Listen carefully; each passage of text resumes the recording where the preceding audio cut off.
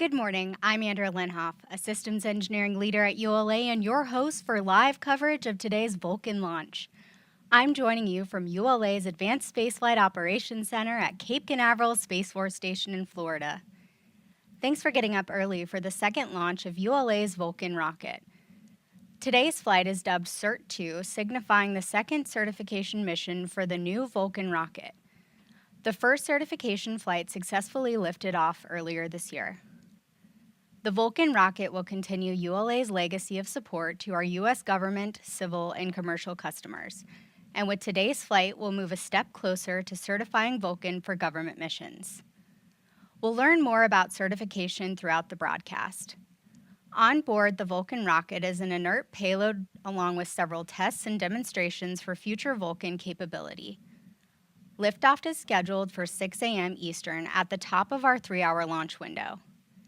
In addition to watching our webcast, you can also follow live mission progress at ulalaunch.com. About 40 minutes ago, the count entered a 60-minute planned hold. We have 2 planned holds in our launch count, which give our team additional time to resolve any issues prior to entering the terminal count. At this time, the team is not working any issues and we are proceeding towards an on-time liftoff. Live coverage this morning will continue through second main engine cutoff, which occurs at about 35 minutes after liftoff.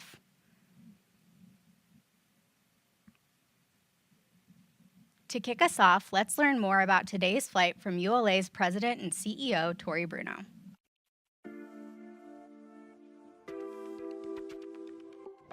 We are coming up on a very important and exciting launch. This is our second flight of Vulcan, which is also our second certification mission.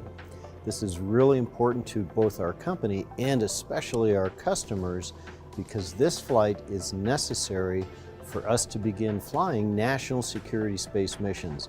And there are already a pair of these in the pipeline that are vitally important to our country. Our original plan had been to fly Sierra Space's Dreamchaser vehicle, a really cool mission that we have been supporting them in for a number of years now. However, they're just not quite ready in this time frame, and we have to proceed in order to clear the way for national security. Don't worry about Dreamchaser, we will circle back and fly them as soon as they're ready. In the meantime, we will be flying a mass simulator, sometimes called an inert payload, and fly a very similar trajectory to what we flew on CERT-1. Because we have that inert payload, we are also free to add a number of experiments and technology demonstrations that will help us with our enhanced upper stage plans in the future. This will allow us to have more performance, to do more agile trajectories and insertions, especially for our national security space customer, as well as extend the duration of that upper stage, which is essential for a whole number of things that we will do both commercially and to contend with our country's challenges in space that are being presented by adversaries like China, and allow us to provide that kind of support that will keep space a peaceful environment and one in which our country feels secure. So this mission is coming up soon. It's going to be very exciting, and then it opens the door for whole new missions for Vulcan in the future. Thank you.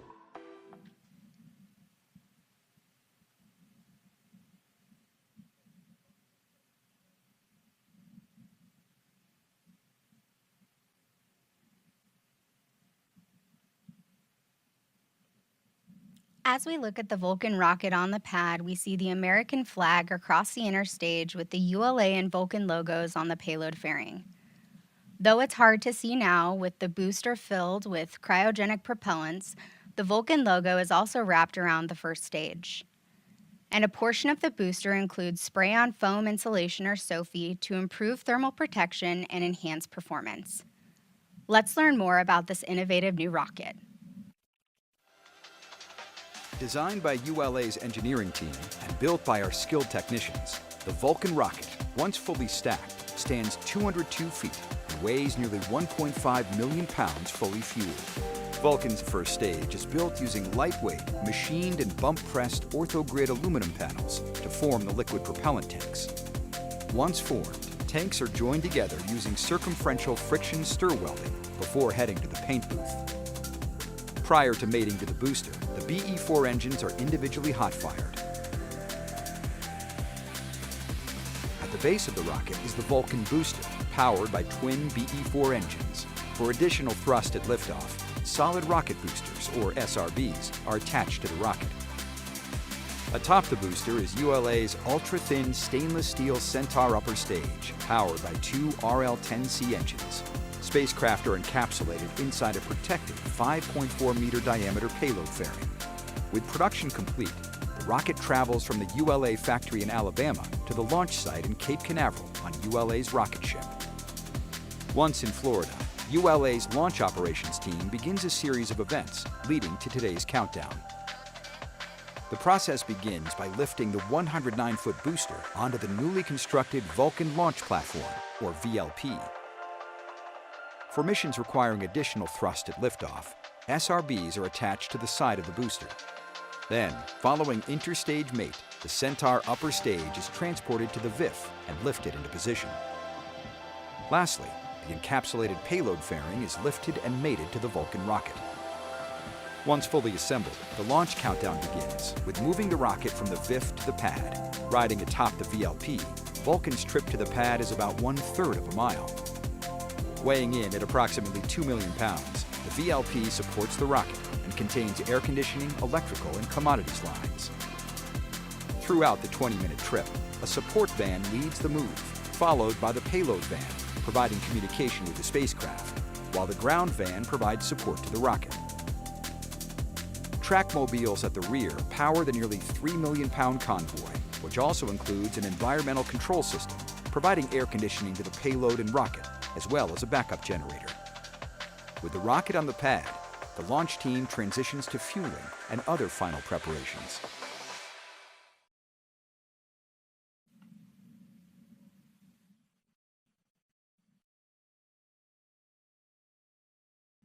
As we approach the terminal count pole, let's check in with Arlena Moses to share today's Space Launch Delta 45 weather forecast.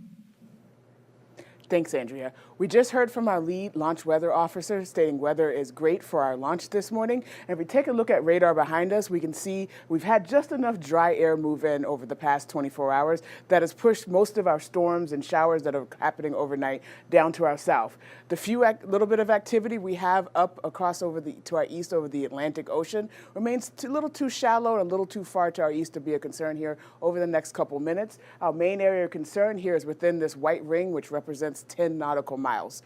So if we go here and take a look at our forecast here, we're going to only be looking at a POV of down to just 5% with no significant launch weather concerns tracking.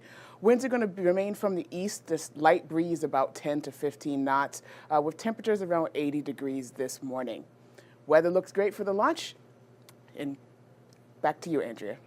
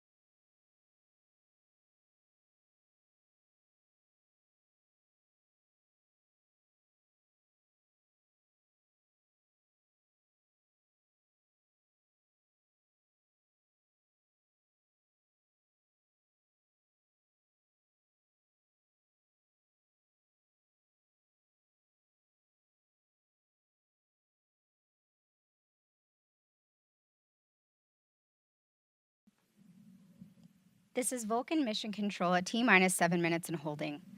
Launch conductor Dylan Rice has informed the launch director that the launch team will need a few extra minutes to complete preparations. At this time, we will not be resuming the countdown for liftoff at the opening of the window. A new target launch time has not been identified.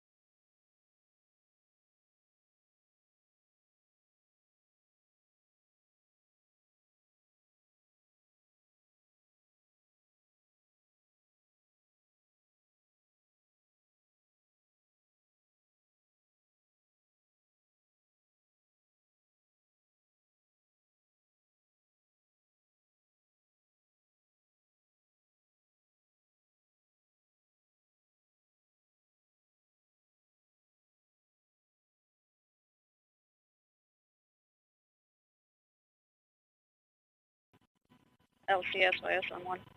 Go ahead. Step 950, all secondary decoms verified on RF link. Roger.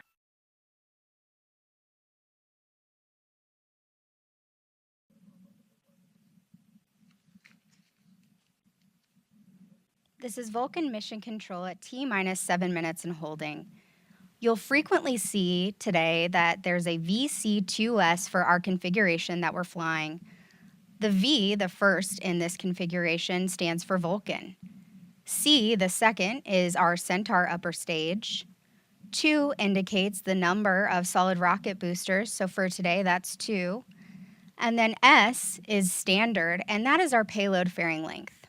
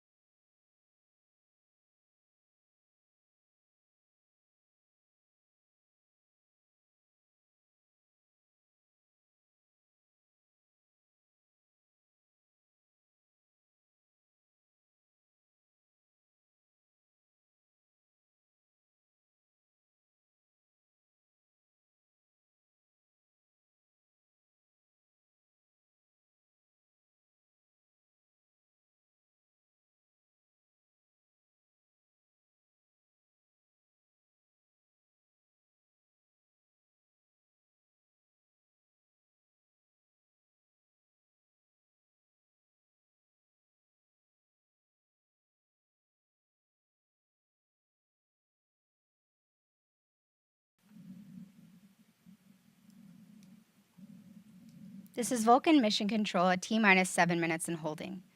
The Vulcan launch vehicle experienced a data dropout which caused the ground systems to stop propellant flow to the rocket. The team has configured the systems to resume flow, and we are working to establish a new T0 shortly.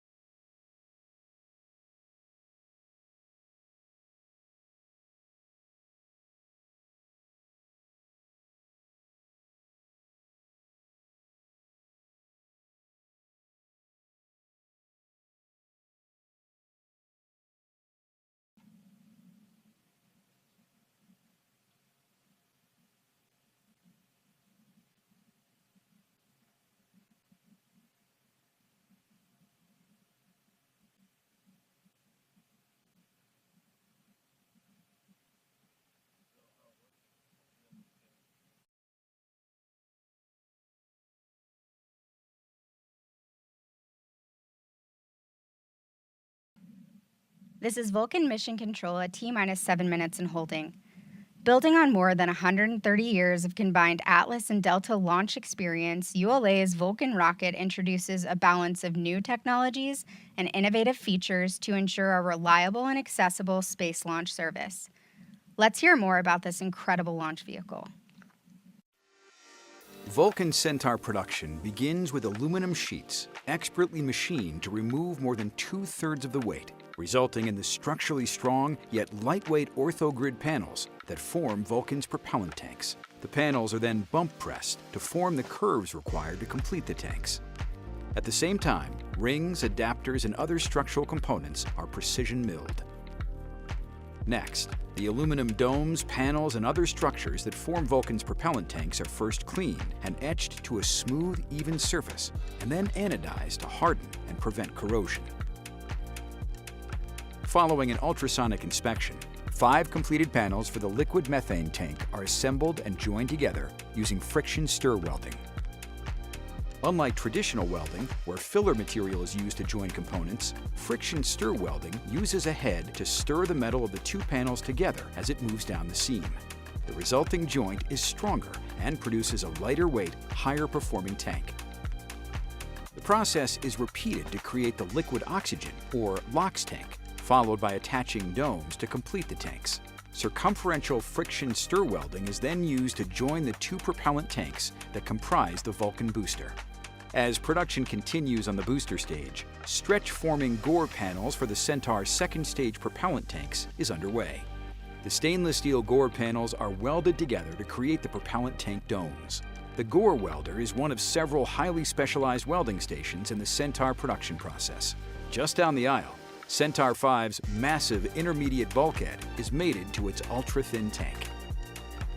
Once both propellant tanks are welded, they're mated together to create the Centaur 5 second stage. Before moving to final assembly, the 5.4-meter booster is sprayed with foam insulation, followed by booster mask and paint. Twin BE-4 engines are individually hot-fired prior to making their way to the factory. They are then mated to Vulcan's thrust structure and protected by a heat shield. With production complete, Vulcan's first and second stages depart the Decatur factory and make their way to ULA's rocket ship to begin their journey to the launch site. Following the journey to Cape Canaveral, the Vulcan components are offloaded from rocket ship and transported to a vertical integration facility, or VIF, where they are lifted onto a Vulcan launch platform, or VLP. The vehicle then travels to the pad, and the launch team transitions to fueling and other final preparations.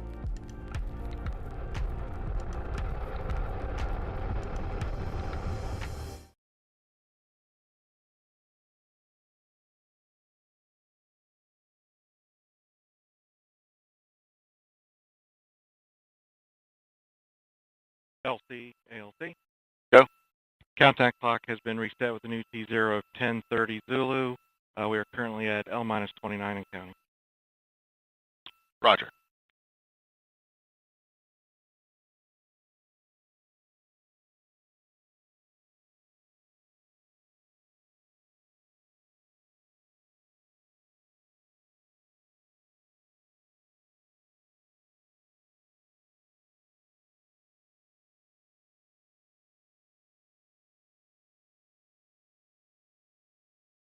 LC, RC.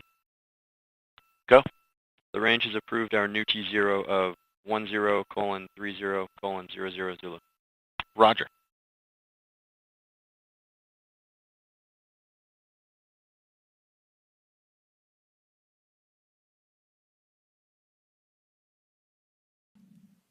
This is Vulcan Mission Control at T-minus 7 minutes and holding. A new T0 has been identified at 6:30 a.m. Eastern. Perform Centaur LO2 fill and drain valve cycle test. Roger. Fuel 2, perform Centaur LH2 fill and drain valve cycle test.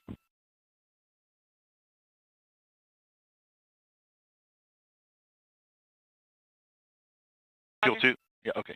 You copy.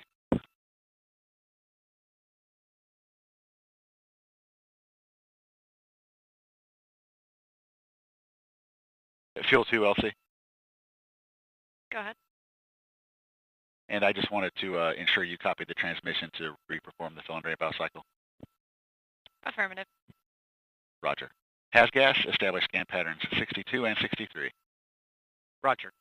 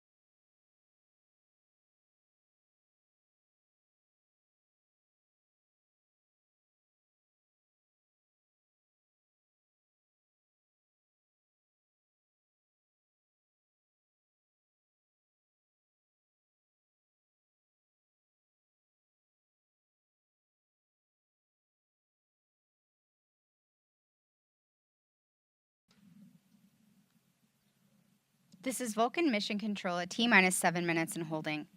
Launching rockets takes the coordination of a team of experts. Let's hear from launch conductor Dylan Rice on what it's like to lead a team on launch day.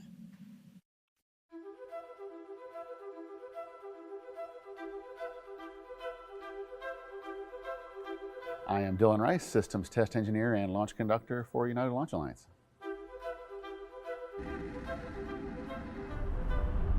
The launch conductor is most visible on launch day.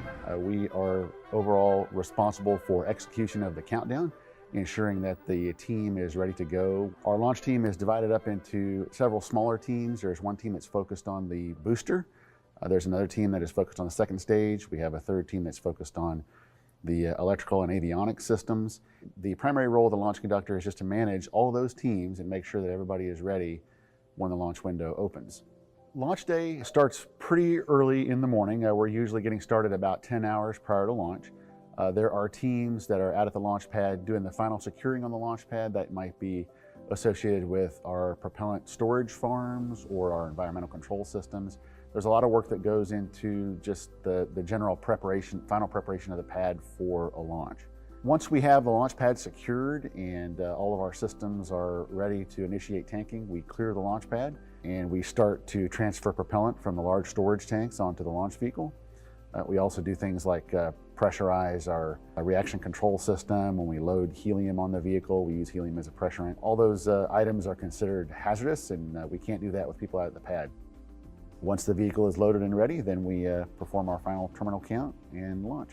There is an aspect to the job that is almost like being the coach of a sports team, and that is when you kind of face challenge after challenge, and you have to ensure that you keep your team in the right mindset to keep their heads in the game.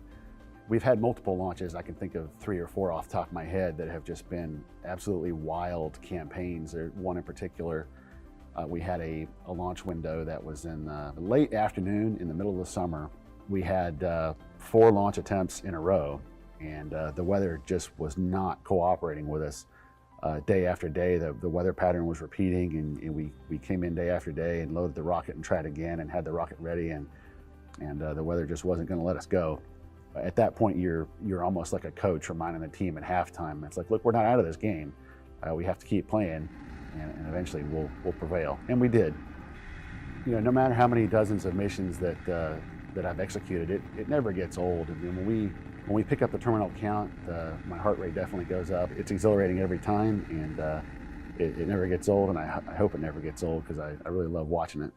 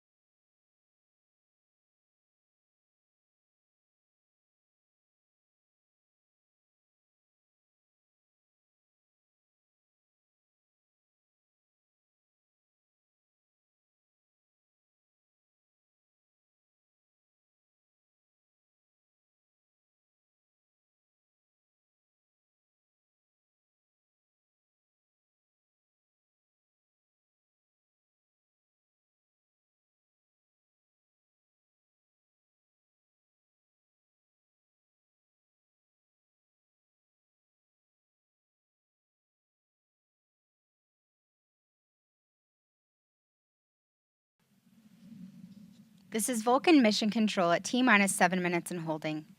ULA builds Atlas and Vulcan rockets in a 1.6 million square foot facility in Decatur, Alabama. Here's a look inside.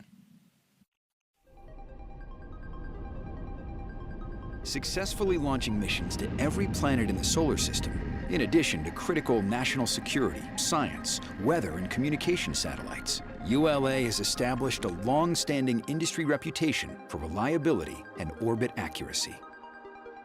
While our rockets lift off from launch pads in Florida and California, the journey to space begins in Decatur, Alabama. At approximately 1.6 million square feet, ULA's production facility is an always-on workhorse where technicians simultaneously build components for Atlas V, Delta IV Heavy, and Vulcan Centaur rockets. Booster production begins when large aluminum plate stock is loaded into one of 4 double gantry skin milling machines, where aluminum is milled into patterns designed for building tanks and other components. This process helps reduce the original weight of each panel by 70%, while maintaining approximately 75% of the original material strength. After machining, skin panels are transported to the brake form and bump pressed into the precise curved radius required to create fuel tank barrel sections. Components made from aluminum require anodization to protect from corrosion. For this requirement, certain components, like skin panels, are first given a high-pressure wash and then dipped in a series of chemicals to complete the sealing process. Skin panels are then transported to the vertical friction stir welder, where they are lifted and forged together to form the barrel sections of the fuel and oxidizer tanks. Delta IV and Vulcan Centaur tanks are comprised of 5 skin panels, while 4 skin panels form the Atlas V tanks. Friction stir welding is a unique process accomplished by a pin tool, which applies frictional heat and stirring of the parent material to form a weld.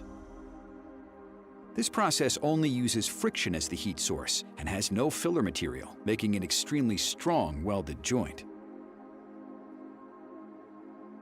Completed aluminum barrel sections then move to the circumferential friction stir welder, where domes are welded to each end, completing the first stage fuel tanks.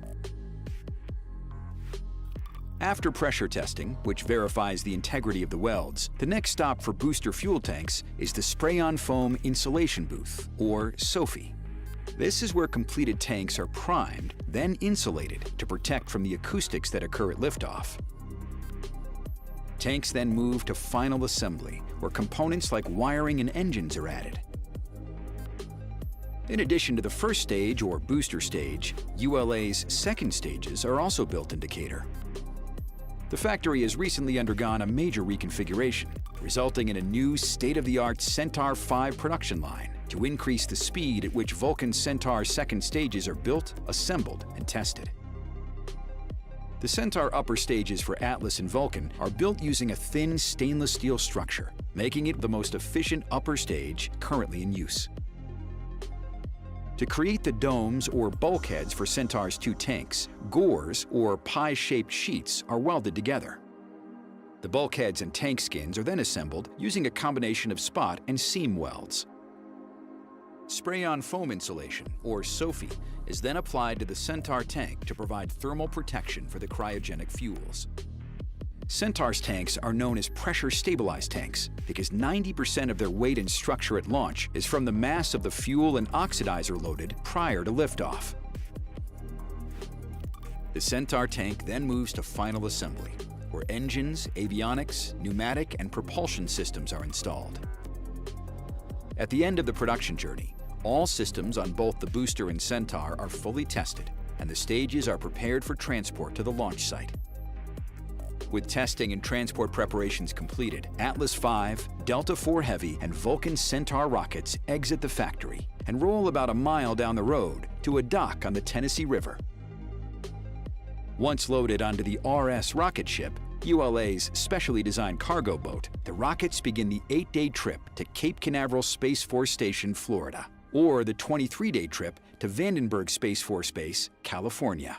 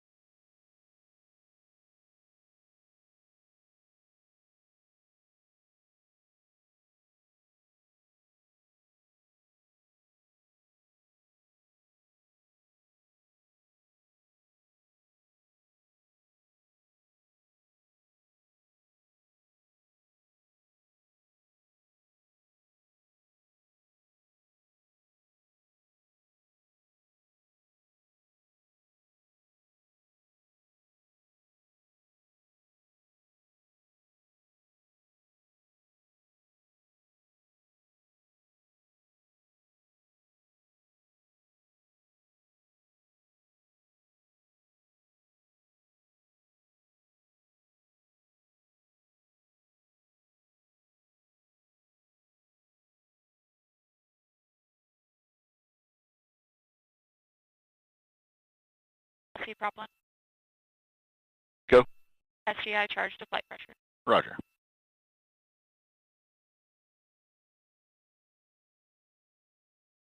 All minus 16 minutes.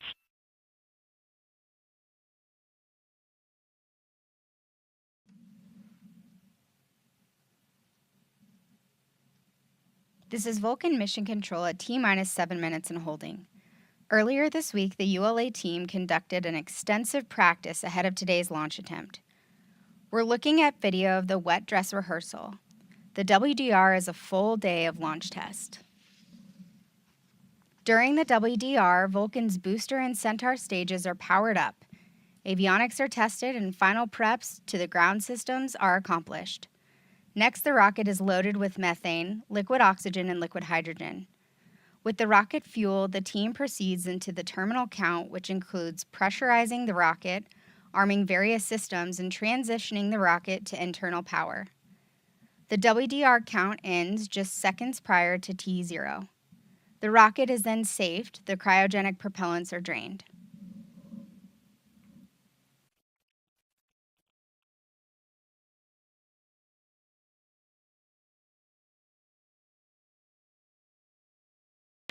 PNE-1, initiate post-liftoff launch head umbilical purge autofile.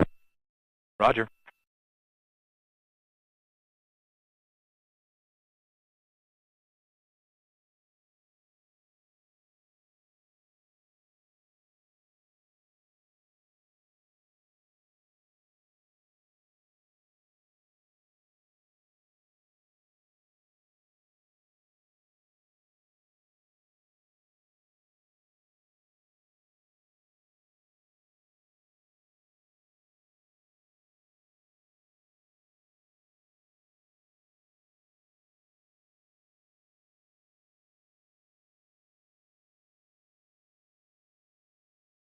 All minus 14 minutes. Prop 1, perform GNG snuffer purge cycle test. Roger.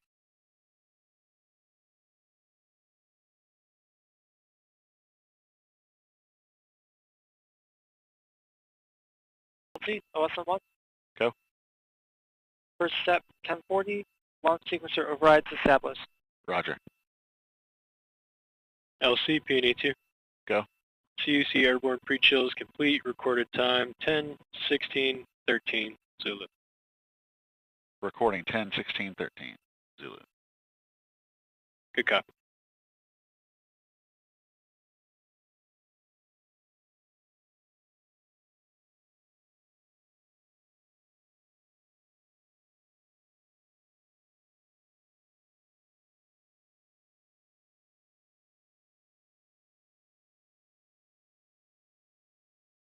All minus 13 minutes. Flight control, perform launch on time verification. Roger. OSM, place SRB ignition SNA switch in the enable position. SRB ignition enabled. Verify the FCO, ROC, and OSM hold fire switches are in the proceed position. Ready to proceed. RC, verify solar radiation acceptable for launch. Verified. PNE-1, verify post-liftoff launch head umbilical purges configured for launch. Verified.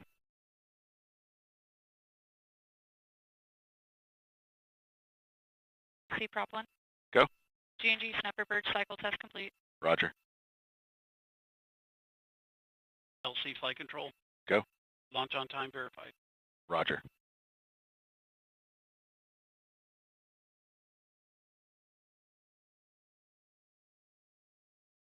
All minus 12 minutes.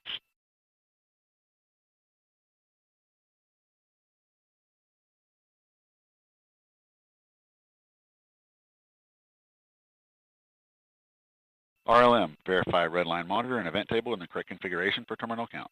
Verified.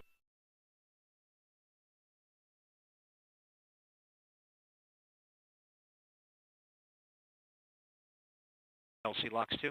Go. Centaur LO2 at flight level. Roger. LC fuel 2. Go.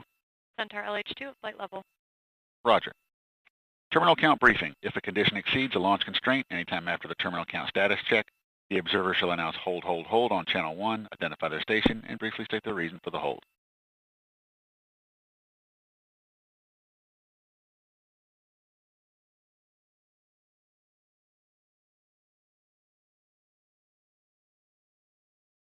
All communications switch to channel 1.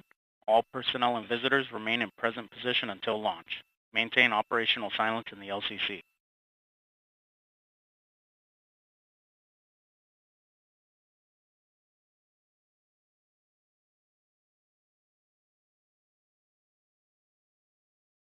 All steps complete prior to the status check. LC switch ready. We remain in the hold as we continue towards liftoff. In a few moments, launch conductor Dylan Rice will pull the launch team for the final go to pick up the count. 29 engineers and managers are pulled for system status and readiness to proceed. This is the final status check for all Vulcan vehicle systems, ground systems, and the U.S. Space Force Eastern Range. The vehicle system readiness poll includes electrical systems, hydraulics, pneumatics, propulsion systems, flight control, and propellants. Let's listen in as Dylan Rice performs the final polling. Minus 10 minutes. Status check to proceed with terminal count, Vulcan systems, propulsion. Go. Hydraulics. Go. Pneumatics. Go. LNG. Go. LO2. Go. Water. Go. Centaur systems, propulsion. Go. Pneumatics. Go. LO2. Go. LH2. Go. Has gas. Go. Electrical systems, airborne. Go. Ground. Go. Facility. Go. RFFTS. Go. Flight control. Go. CCQ. Go. Op support. Go. COM. Go. Umbilicals. Go. ECS. Go. Redline monitor. Go. Quality. Go. Op safety manager. Go. ULA safety officer. Go. Vehicle system engineer. Go. Anomaly chief. Go. Range coordinator. Go. Launch director. You have permission to launch. Proceeding with the count. ALC, verify T0 is set for 1030 Zulu. Verified. Polling is ABE, issue complete MRT. and the team is go for launch. From T-minus 7 minutes until liftoff, you'll hear Dylan Rice and the team performing the final steps in the countdown procedure. Several critical activities occur in the final minutes before launch, including verifying fuel tank levels and pressures in the booster and Centaur and arming the flight termination system. At T-minus 1 minute, the Range Operations Commander confirms the range is in a green condition for launch. At T-minus 25 seconds, you'll hear Go Vulcan, Go Centaur, Go CERT-2. This is the final status check of the rocket and payload readiness. At T-minus 6 seconds, initiation of the launch pad water deluge system occurs. At T-minus 3 minutes, the main engines ignite. Then after seeing Vulcan lift off from Slick 41, you'll begin hearing flight commentator Hannah Peters providing launch vehicle ascent data. Has gas, establish scan pattern 71. Roger. All steps complete prior to terminal count.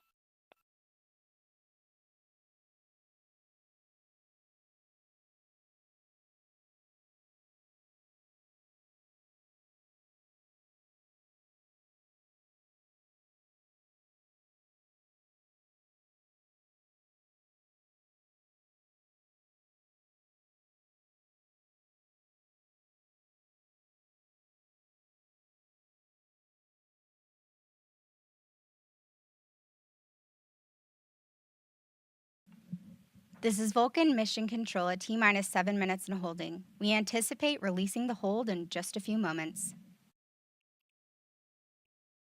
On my mark, the time will be T-minus 7 minutes and counting. 3, 2, 1, mark. 6:55. The countdown clock is resumed and we are go for launch at 6:30 a.m. Eastern.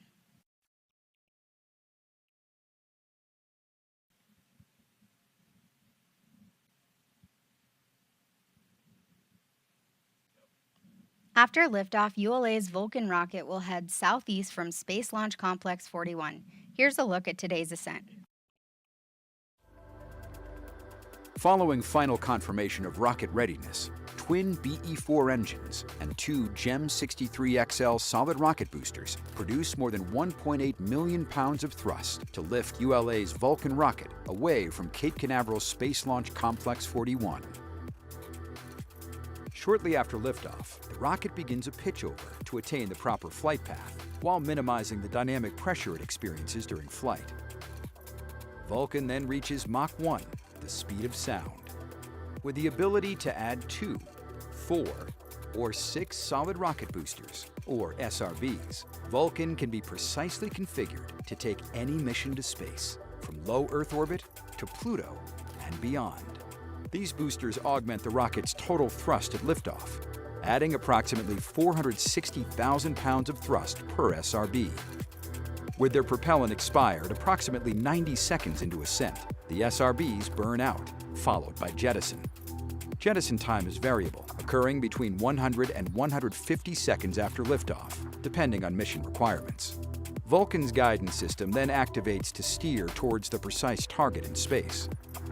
First stage flight continues as the rocket crosses the Kármán line, entering space. With the majority of propellant expended as Vulcan fights against the force of gravity, the BE-4 engines shut down, and the booster stage separates. With the rocket now weighing less than 10% of what it did at liftoff, dual RL-10C engines on ULA's Centaur upper stage ignite. Spacecraft are encapsulated inside a 5.4-meter diameter payload fairing, which provides a protective environment during ascent. Following Centaur engine ignition, the payload fairing is jettisoned. With the first burn complete, the Centaur engine shuts down for a coast phase. Further into flight, Centaur ignites for a second burn, powering the vehicle into a hyperbolic injection orbit. Following the second main engine cutoff, ULA Centaur will continue into an orbit around the Sun.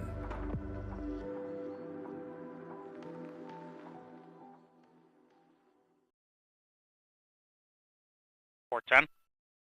Knowledge conditioning complete.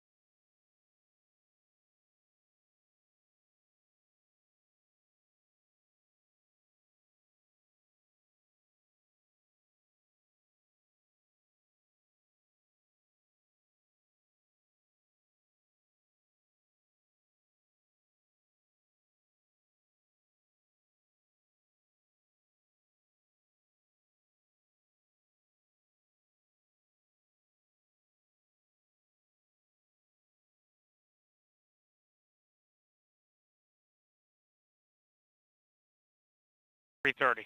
Hydraulics at pre-launch. This is Vulcan Mission Control at T-minus 3 minutes and 22 seconds. Following liftoff, viewers watching in Florida may be able to see Vulcan in flight as it heads east. To get a closer look at this map, check out ULA Launch on social media.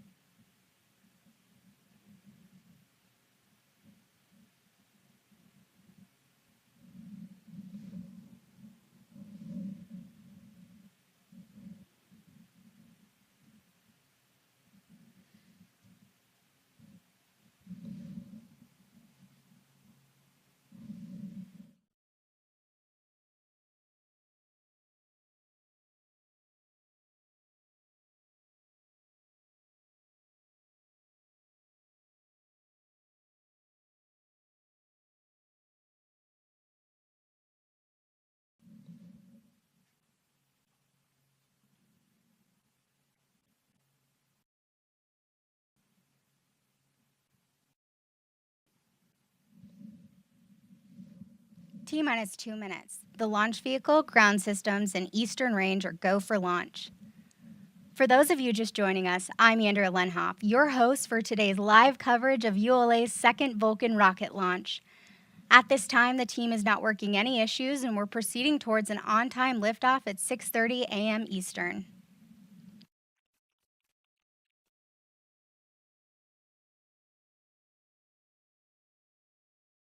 Clocks have stopped at T-minus 1 minute, 51 seconds.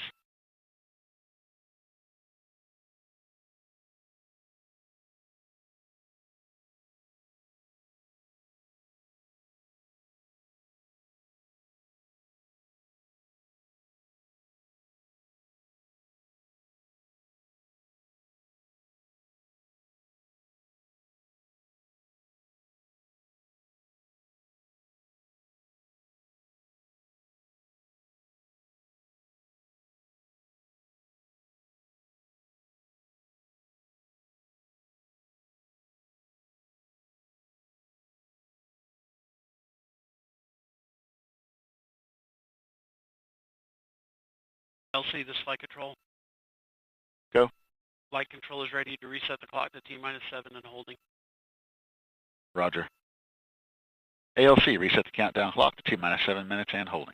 Roger.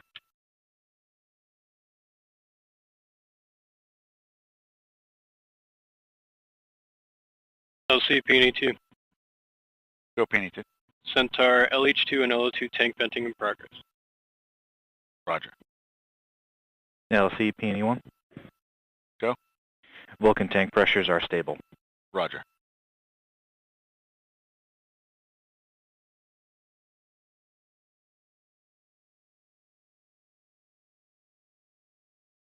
LC, countdown clock is reset to T-7 minutes and holding. Roger. LC, this is flight control. Go. Step 50 SS VAPS and active SCS in pre-flight mode. Roger.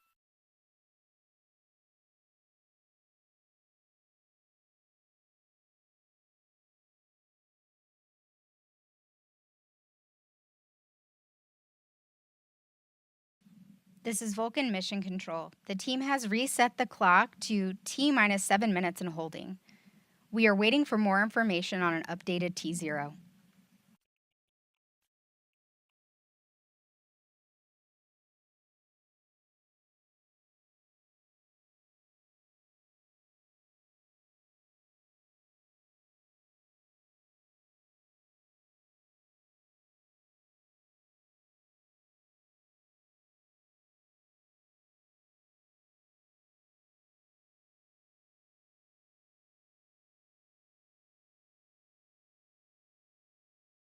LC, Peony 2. Go. Centaur tank pressures are stable. Roger.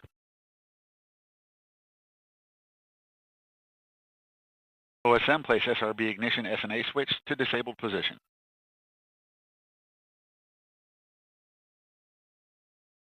SRB ignition disabled.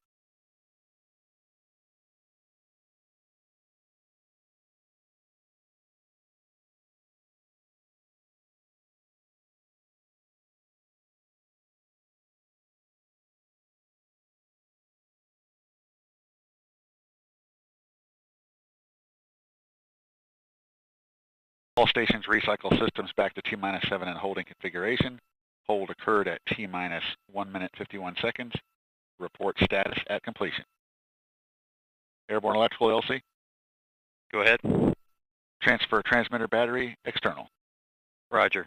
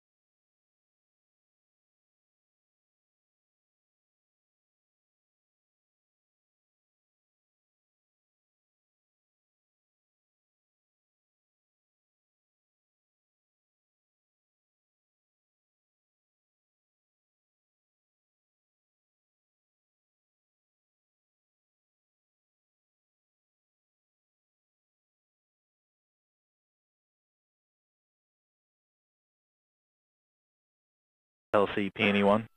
Go. First step 260, substep alpha, Peony 1, Vulcan pneumatics pressure stable. Roger. LC, Peony 2. Go. Step 260, substep Foxtrot, CEC active. Roger. And substep Golf, sensor pneumatic system stable. Roger. LC, prop 1. Go. First step 260, substep Delta and Echo, Vulcan propulsion and hydraulic system stable. Roger. LC, ECS. Go. Step 260, substep Oscar, ECS set point stable. Roger. LCSYS. Go. Step 260, substep Mike, GC3 ready. Roger. LC, fuel 2. Go. First substep Juliet, Centaur LH2, continuing topping. Roger.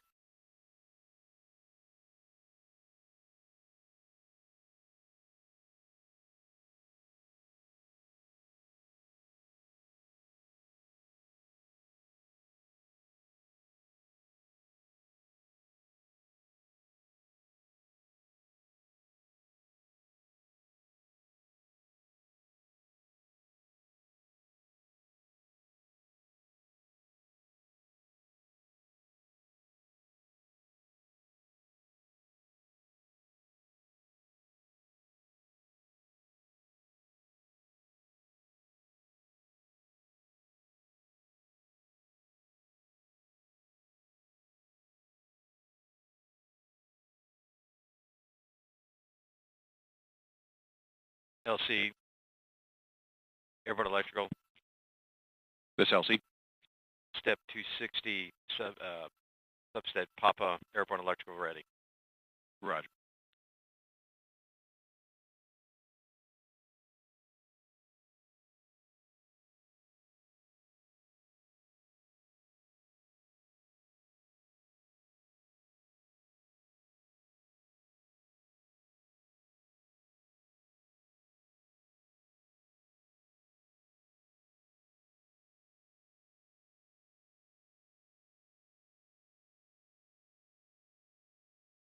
LC, Lex 1. Go Lex 1. Vulcan LO2, continuing topping. Roger. LC, this flight control. Go flight control. Substep Lima, flight control ready. Roger.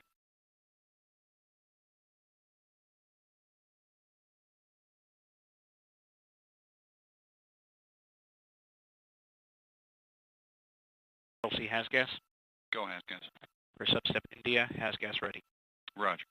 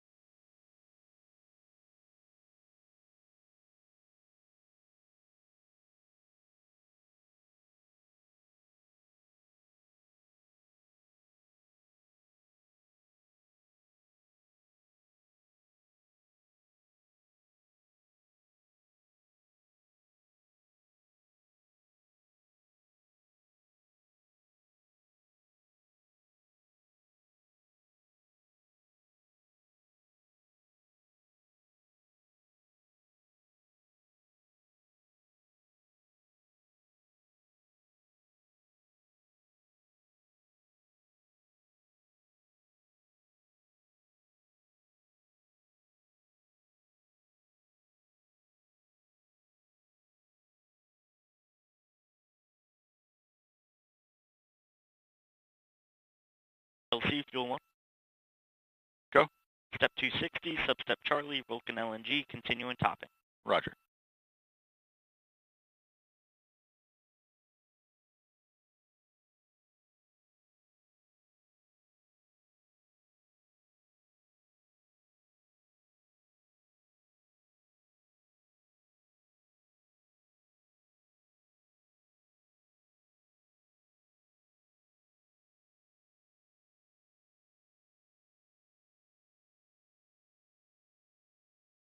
LC, ROM. Go. Op 100, step 260, substep November, complete. Roger.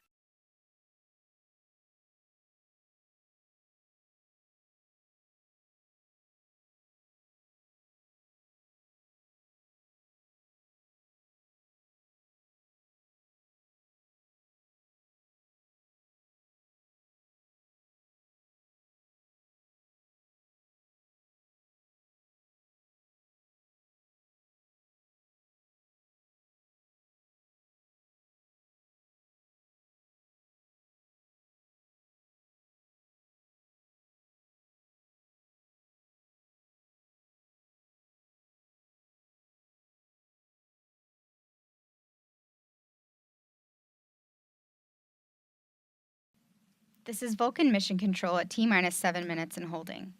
While we await a new T0, RS rocket ship, ULA's specially designed cargo ship, delivers our rockets to our launch sites in California and Florida. Let's take a look at this unique capability.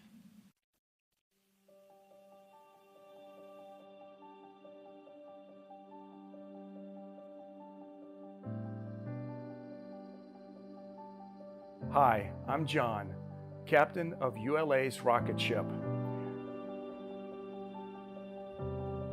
Recently, our travels took us from Decatur, Alabama, to Cape Canaveral, Florida, where we picked up more cargo, and then our final destination was Vandenberg Air Force Base in California via the Panama Canal. The rocket ship, nestled 298 miles up the Tennessee River, takes on the Delta Heavy rocket for United Launch Alliance. The trip begins at an elevation of 556 feet above sea level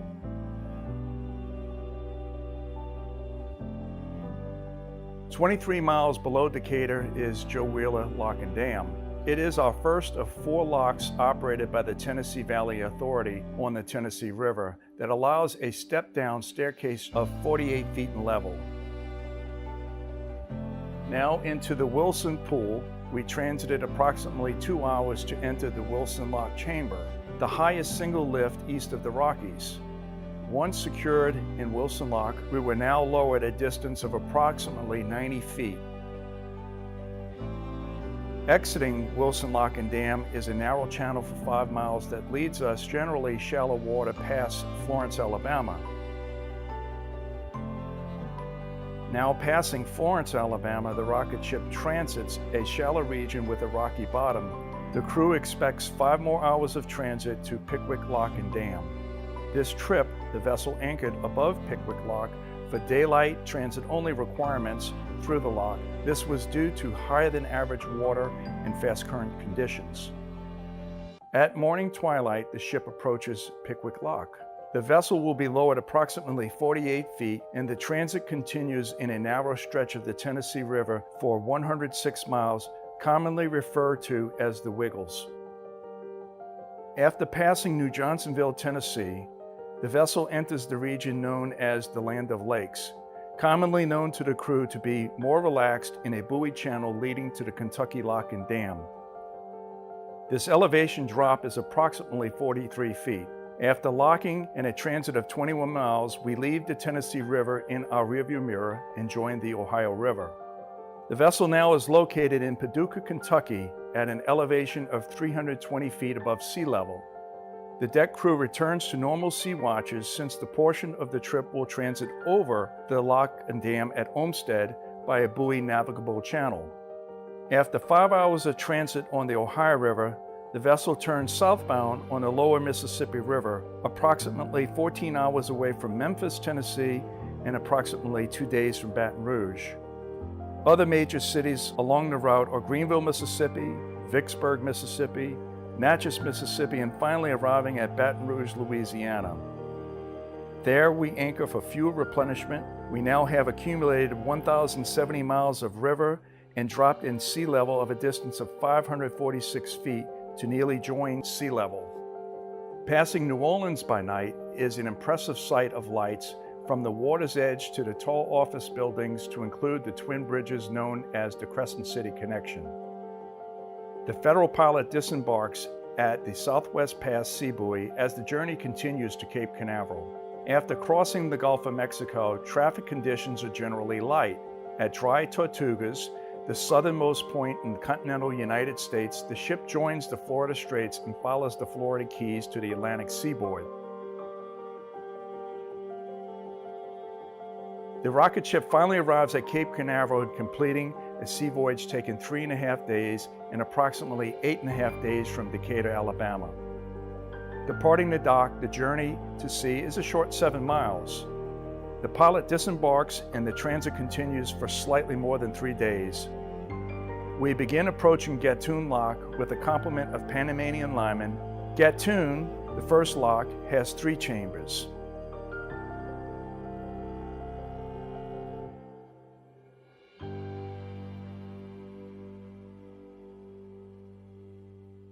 Next is Pedro Miguel Lock with 1 chamber, and last, Miraflores Lock has 2 chambers. Signing out with the authorities at Flamenco Single Station, the ship enters briefly into the Gulf of Panama and enters the Pacific Ocean with 12 days of voyage ahead. The crew maintains bridge watch activity, engine room assignments as the deck crew participates in lookout duties and chasing rust spots with paint.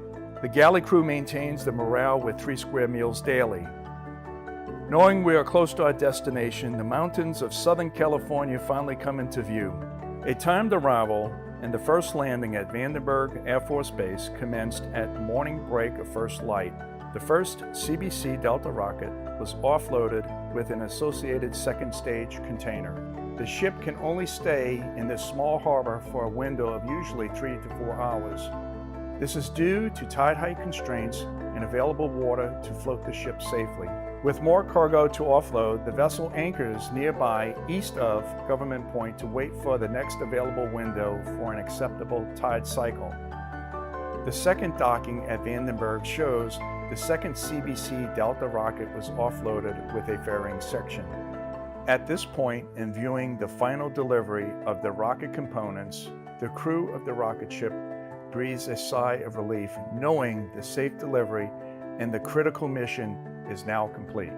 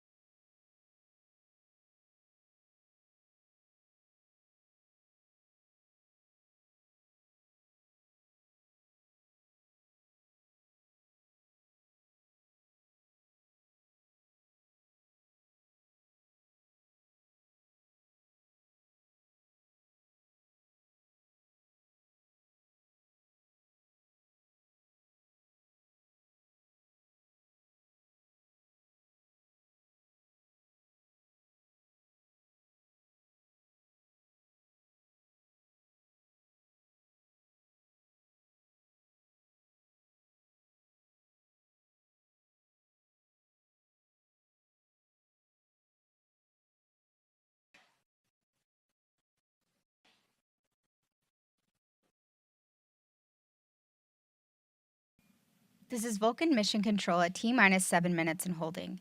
As we await a new T0, let's check back in with Arlena Moses to get another weather update. Thank you, Edra.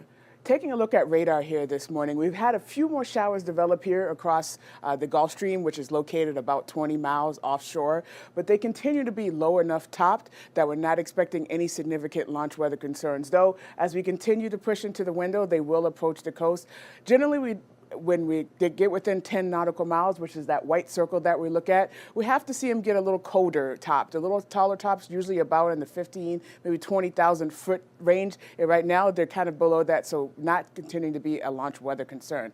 So if we go to our forecast, still looking pretty similar for what we were seeing earlier this morning. Overall probability of violations, very low, 5%. Continuing with our breezy easterly winds with temperatures in the low 80s and no significant launch weather concerns. Back to you, Andrea.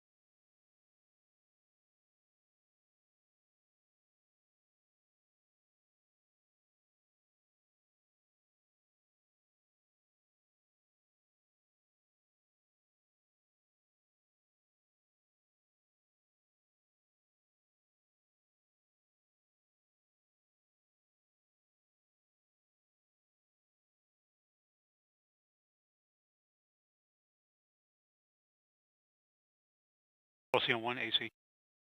Go AC. I have a recommendation for you for R11 line item adjustment. Proceed.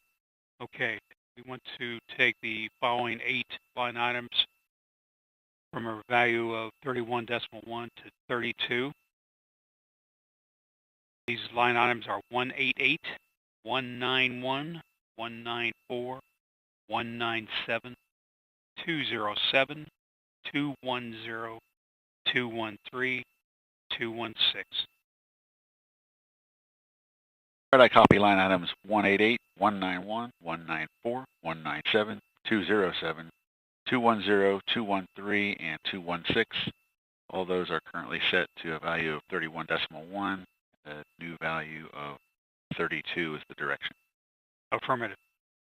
RLM, LC? RLM, go. And did you copy the recommendation from the team? Yes, I did, and ready to implement. Roger, please put that in work and report when complete. Copy.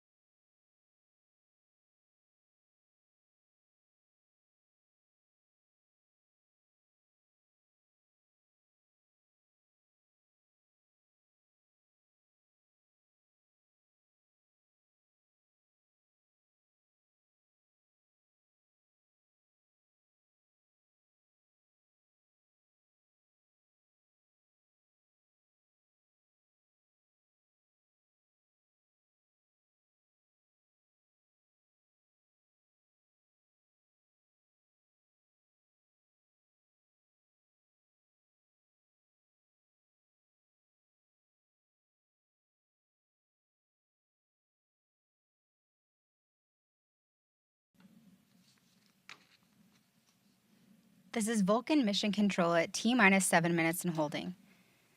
As we look at this beautiful sunrise over Slick 41, we continue to wait on a new T0.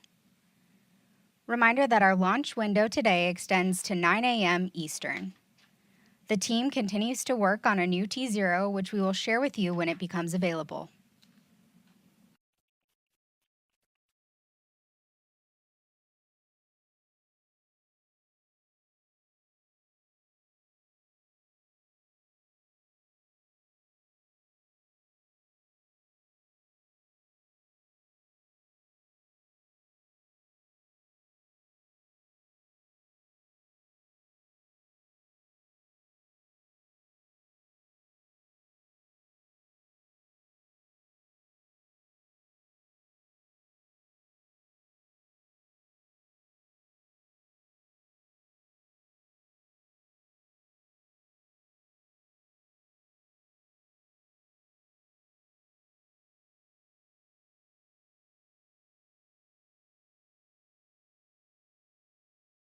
LC, RLM.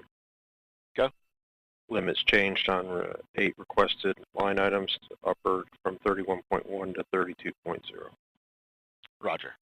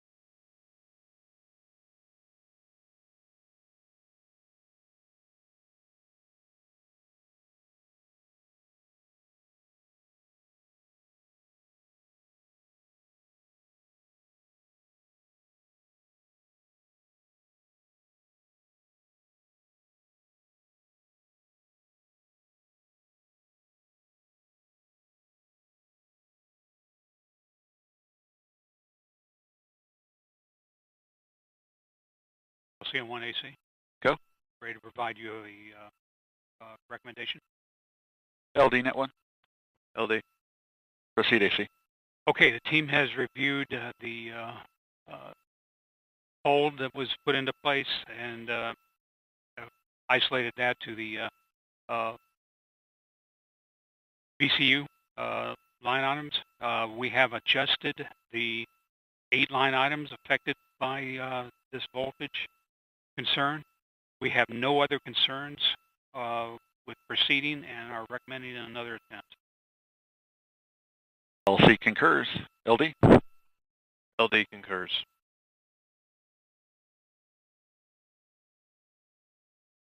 And go ahead, LD. LC, let's please coordinate and implement a new T0 of 11:25:0:00 Zulu. Roger. RC, LC net 1. RC, go ahead. Please coordinate a new T0 of 11:25:00 Zulu. Roger. ALC, please set the countdown clock for a new T0 of 11:25:00 Zulu. Roger, and work.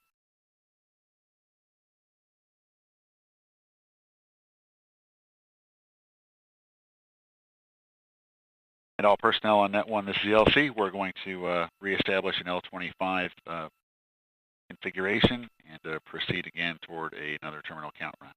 PNE2, LC. Good. Initiate CUC airborne pre-chill. Roger. LC, RC. Go. The range has approved our new T0 of 11:25 Zulu.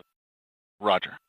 And LC, ALC, countdown clock has been set for new T0 of 11:25. We're currently at L25 and counting. Roger. LOX 2, LC. LOX 2. Perform Centaur LO2 fill and drain valve cycle test. Roger. Field 2, LC. Go ahead. Perform Centaur LH2 fill and drain valve cycle test. Roger. As gas, establish scan patterns 62 and 63. Roger.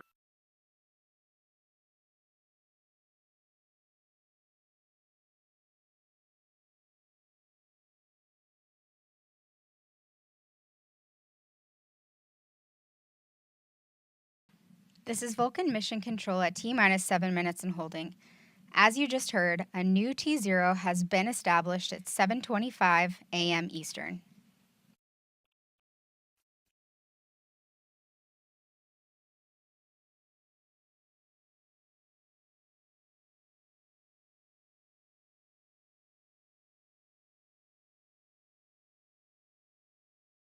L minus 24 minutes.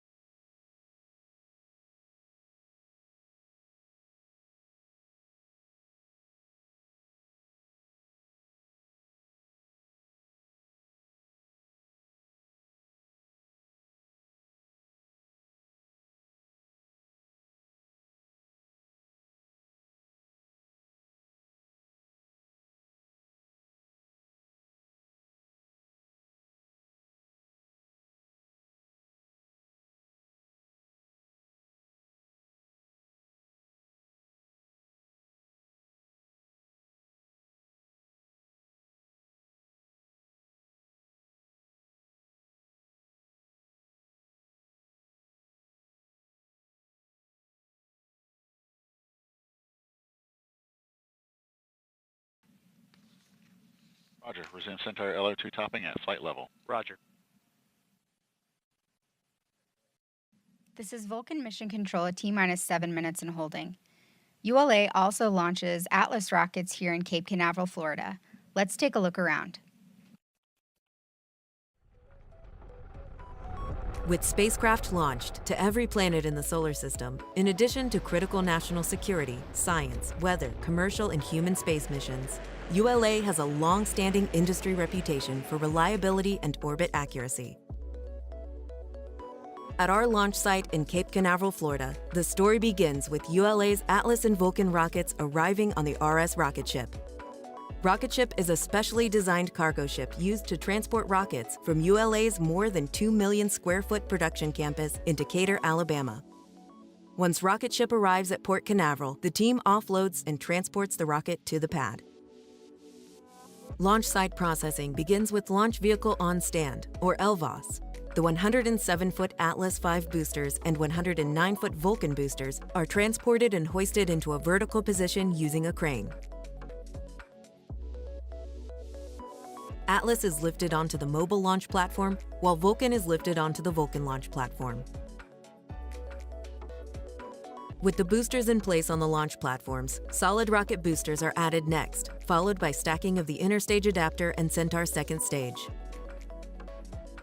Meanwhile, the ULA team works simultaneously to help the customer encapsulate their payload into the rocket's payload fairing. The encapsulated payload fairing is the final piece to be mated to the rocket. With the rocket stack complete, the final launch preps begin.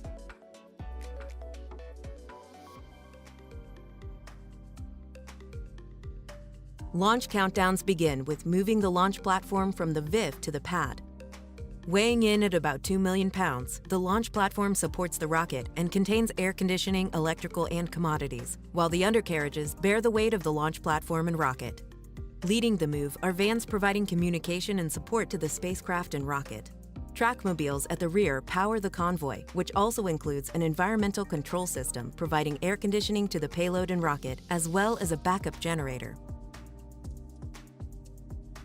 On launch day, more than 24 engineers and managers are polled for system status and readiness to proceed. Status check to proceed with terminal count. This is the final status check before launch of all Atlas and Vulcan vehicle systems, ground systems, the spacecraft, and the U.S. Space Force Eastern Range. Umbilicals. Go. ECS. The vehicle Go. system readiness Red line poll loaded. includes electrical Go. systems, Quality. hydraulics, Go. pneumatics, Up safety. propulsion systems, Go. flight control, and propellants. Go. If the rocket is ready for flight and the weather is within the launch commit criteria, polling is completed and the team gives the go for launch. Status check. Go Vulcan. Go Centaur. Go Atlas. Go Centaur. 5, 4, 3, 2, 1. Main engines and solid rocket boosters ignite to lift the rocket off the pad. We have ignition. Shortly after liftoff, the rocket begins a pitchover to attain the proper flight path, minimizing the dynamic pressure the vehicle experiences during flight. Within the first few minutes of flight, the vehicle reaches Mach 1, the speed of sound, followed by jettison of the solid rocket boosters. Minutes later, propellant levels deplete and the booster engine shuts down, followed by release of the booster stage. At various times in flight, depending on the mission, the vehicle jettisons its payload fairing. From there, the Centaur second stage carries the spacecraft towards its destination with planned engine starts and stops. Finally, Centaur releases the spacecraft in its target orbit to continue its journey.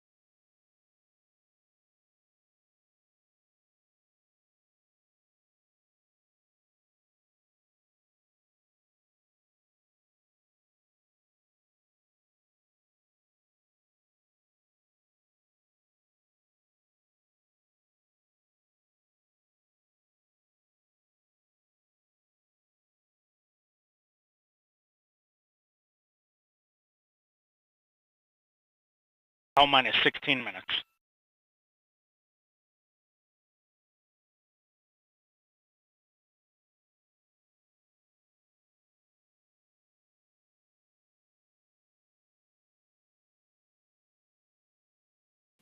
This is Vulcan Mission Control at T-minus 7 minutes and holding. As we move toward a target T0 of 7:25 a.m. Eastern for CERT 2, earlier this year we launched the inaugural flight of the Vulcan rocket. Let's take a look back on that spectacular flight.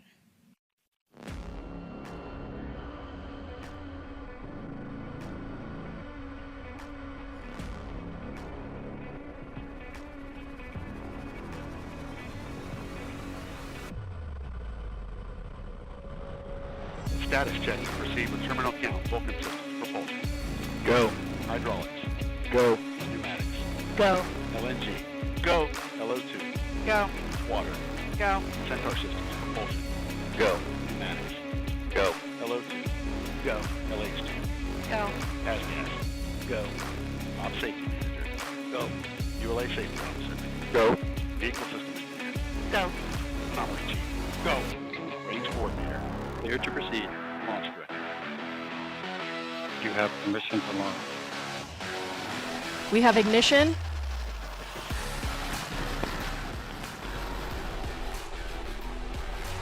And liftoff of the first United Launch Alliance Vulcan rocket, launching a new era in spaceflight to the moon and beyond.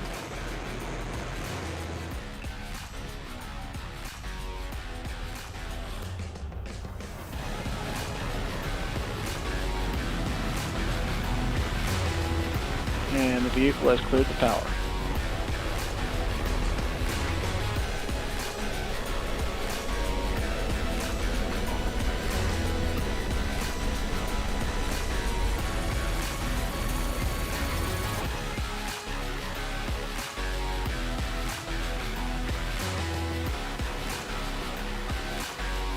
Separation of both SRBs. We have Vulcan center separation. Everything looking good. Ignition, full thrust. Both engines are up and running. Cut off.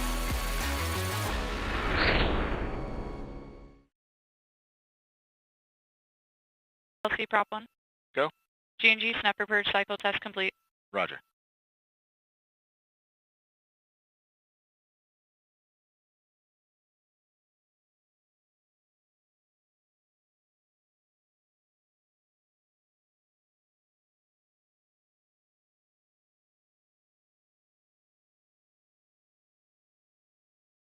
All minus 13 minutes. Flight control, perform launch on time verification. Roger. OSM, place SRB ignition SNA switch in the enable position. SRB ignition enabled. Verify the FCO, ROC, and OSM hold fire switches are in the proceed position. Ready to proceed. RC, verify solar radiation acceptable for launch. Verified. PNE-1, verify post liftoff launch head umbilical purges configured for launch. Verified. Launch on time verified. Roger.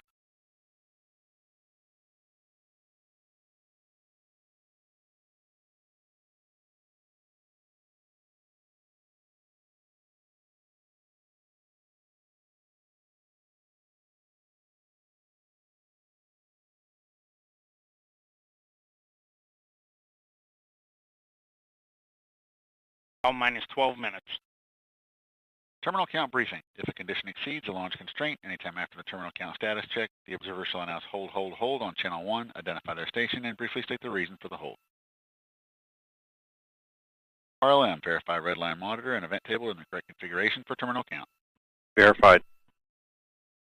LC LOX 2. Go. Centaur LO2 at flight level. Roger.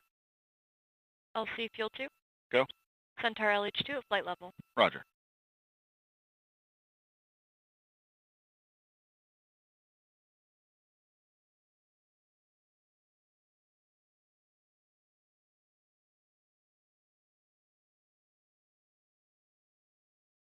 LC switch is ready. All steps are complete prior to the status check.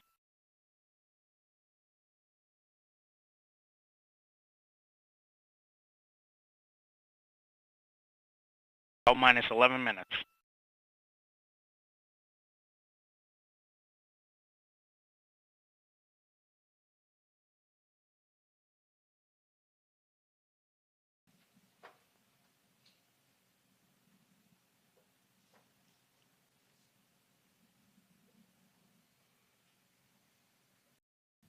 We remain in the hold as we continue towards liftoff.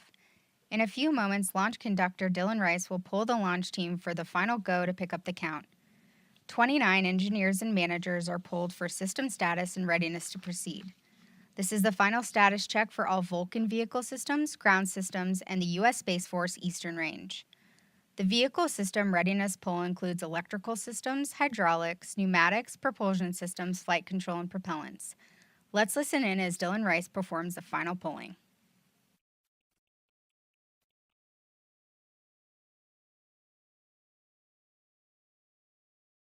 Status check to proceed with terminal count. Vulcan systems. Propulsion. Go. Hydraulics. Go. Pneumatics. Go. LNG. Go. LO2. Go. Water. Go. Centaur systems. Propulsion. Go. Pneumatics. Go. LO2. Go. LH2. Go. HASGAS. Go. Electrical systems. Airborne. Go. Ground. Go. Facility. Go. RFFTS. Go. Flight control. Go. CCQ. Go. Op support. Go. COM. Go. Umbilicals. Go. ECS. Go. Redline monitor. Go. Quality. Go. Op safety manager. Go. ULA safety officer. Go. Vehicle system engineer. Go. Anomaly chief. Go. Range coordinator. Go. Launch director. You have permission to launch. Proceeding with the count. ALC, verify T0 is set for 112500 Zulu.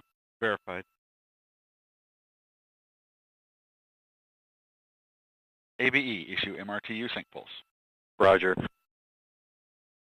Secure transmitter battery heater and transfer battery internal. Polling is complete and the team is go for launch. From T-minus 7 minutes until liftoff, you'll hear Dylan Rice and the team performing the final steps in the countdown procedure. Several critical activities occur in the final minutes before launch, including verifying fuel tank levels and pressures in the booster and Centaur and arming the flight termination system.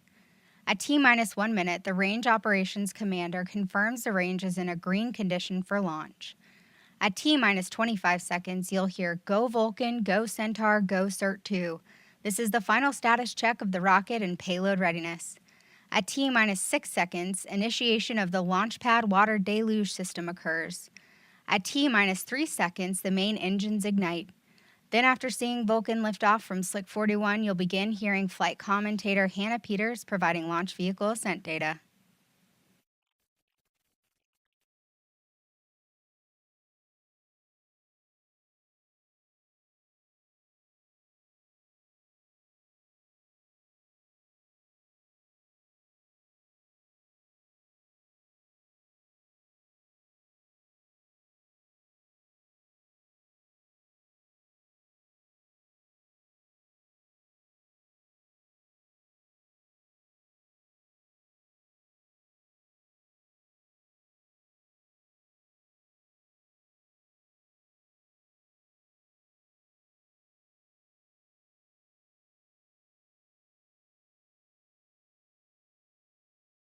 On my mark, the time will be T-minus 7 minutes and counting.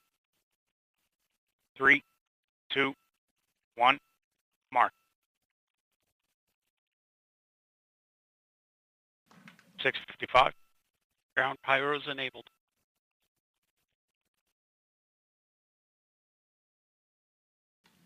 The countdown clock is resumed and we are go for launch at 7:25 a.m. Eastern.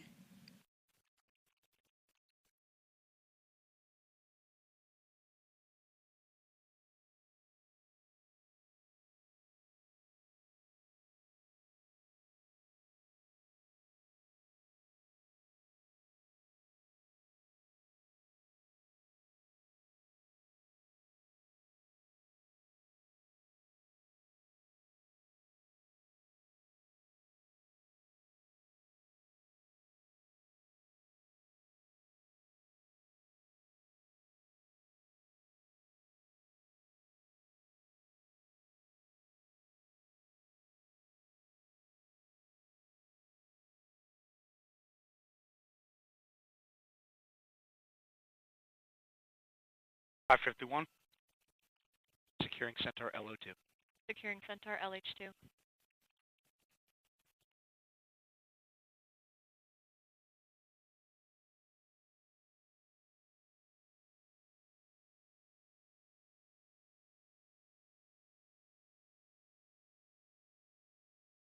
This is Vulcan Mission Control at T-minus 5 minutes and 27 seconds. As a reminder, following liftoff, viewers watching in Florida may be able to see Vulcan in flight as it heads east. To get a closer look at this map, check out @ULA Launch on social media.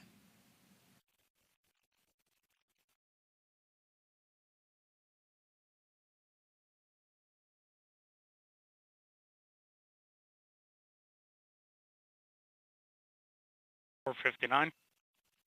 Securing Vulcan LNG. Securing Vulcan LO2.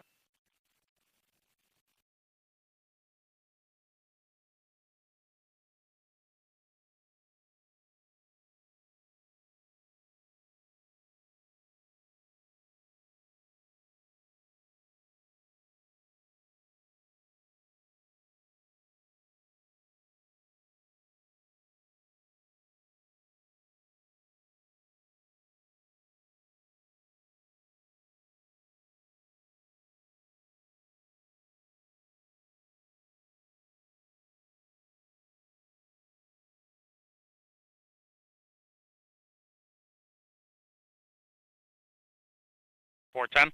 Foliage conditioning complete.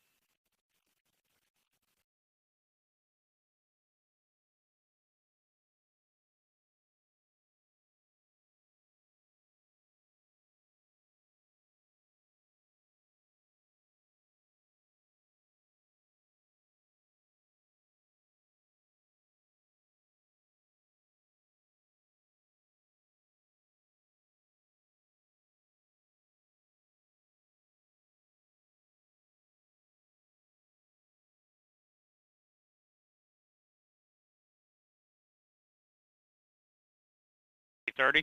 Hydraulics at pre-launch.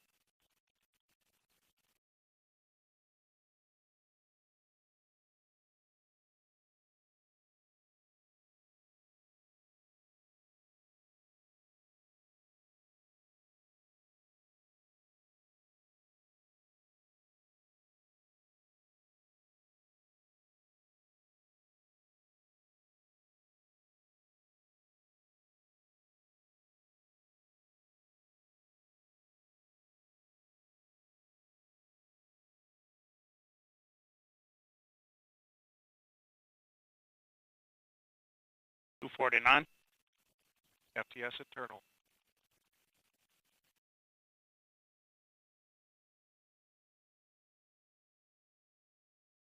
.238.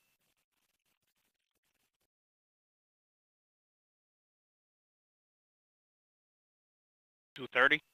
CLO2 POP started.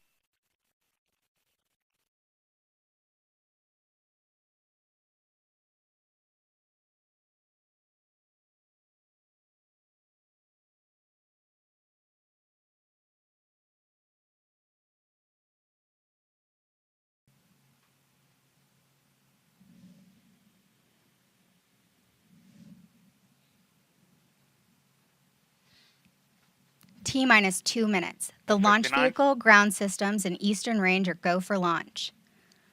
For those of you who are just joining us, I'm Andrew Linhoff, your host for today's live coverage of ULA's second Vulcan rocket launch. At this time, the team is not working any issues, and we're proceeding towards a liftoff time at 7:25 a.m. Eastern. 135. FTSR.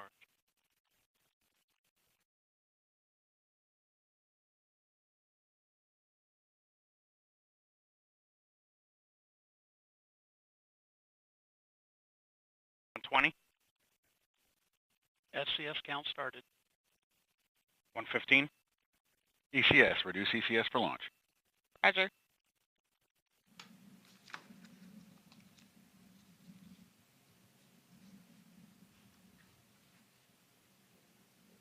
T-minus 1 minute. Rock, report range status. Range green.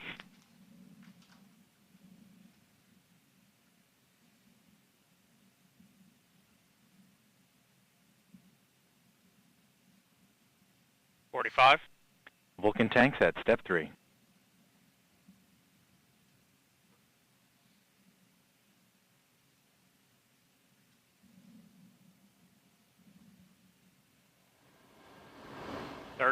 BE4 start box go. 28. Verify ECS reduced for launch. Verified. Status check. Go Vulcan. Go Centaur. Go CERT 2. 15. T minus 10, 9, 8, 7, 6, 5, 4, 3. We have engine ignition. 1. And liftoff of the United Launch Alliance Vulcan rocket, carrying ULA's legacy of reliability, orbital accuracy, and high energy performance.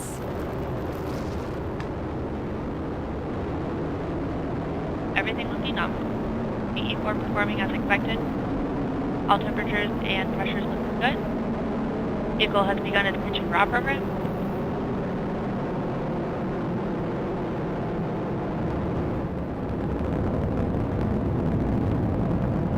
We have 2 good BE4s. You are hearing Hannah Peters providing launch vehicle ascent data.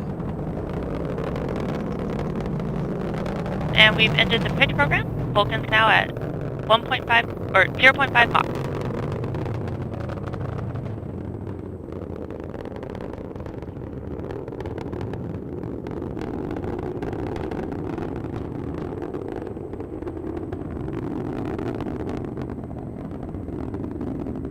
The BE4 is now throttling down in preparation for SRB burnout.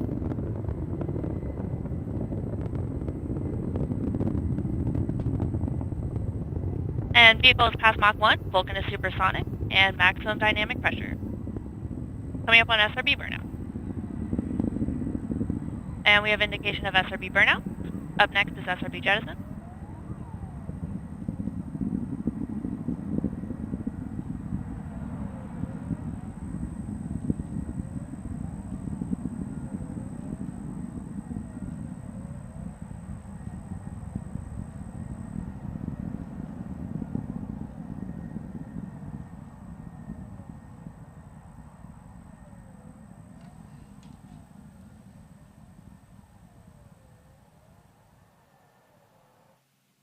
Body rates continue to look nominal, trending towards 0.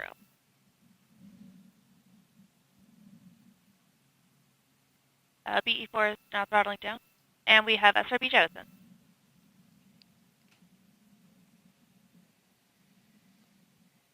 Vulcan is 19 miles in altitude. We just 15 heard miles confirmation downrange, of and solid traveling rocket at booster jettison. 2,400 miles per We hour. have about 3 minutes until we reach our next mission event, booster engine cutoff.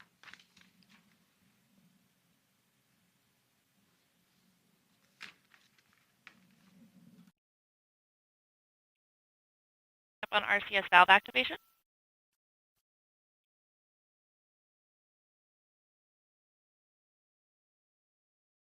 Body rates continue to look good.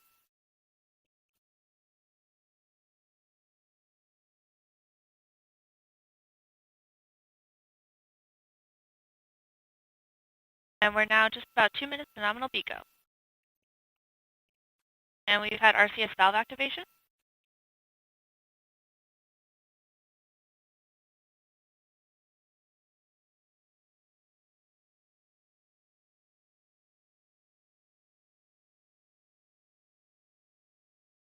Vehicle continues to look good. BE4s are performing as expected. Body rates are trending towards 0. And vehicles continuing down the range track, traveling currently at 4,600 miles per hour.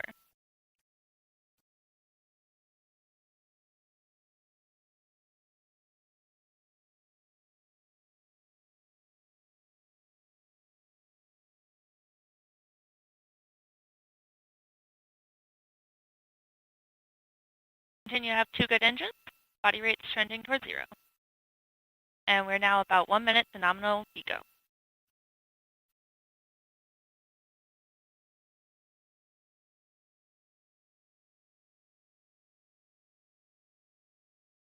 Vulcan is now 1/4 of its liftoff weight. And Vulcan is now passing the Kármán line.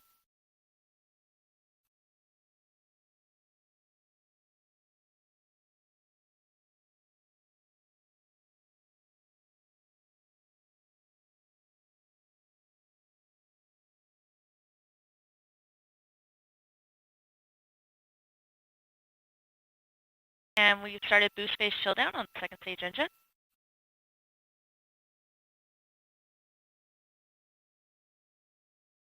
And the BE4s are throttling to maintain a constant acceleration.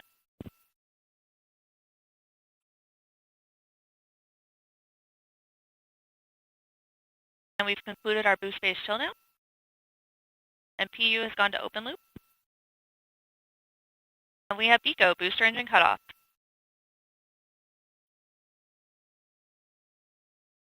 And we have Vulcan Centaur separation.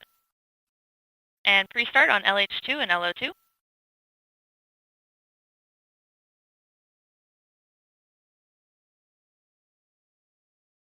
And we have full thrust on the RL10.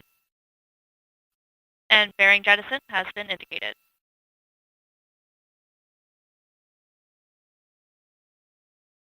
And we've begun thermal loop conditioning on the RCS.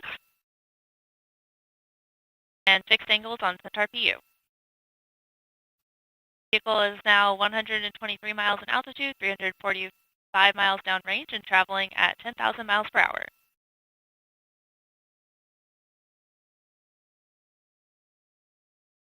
And we're getting indications that booster performance was within expectations.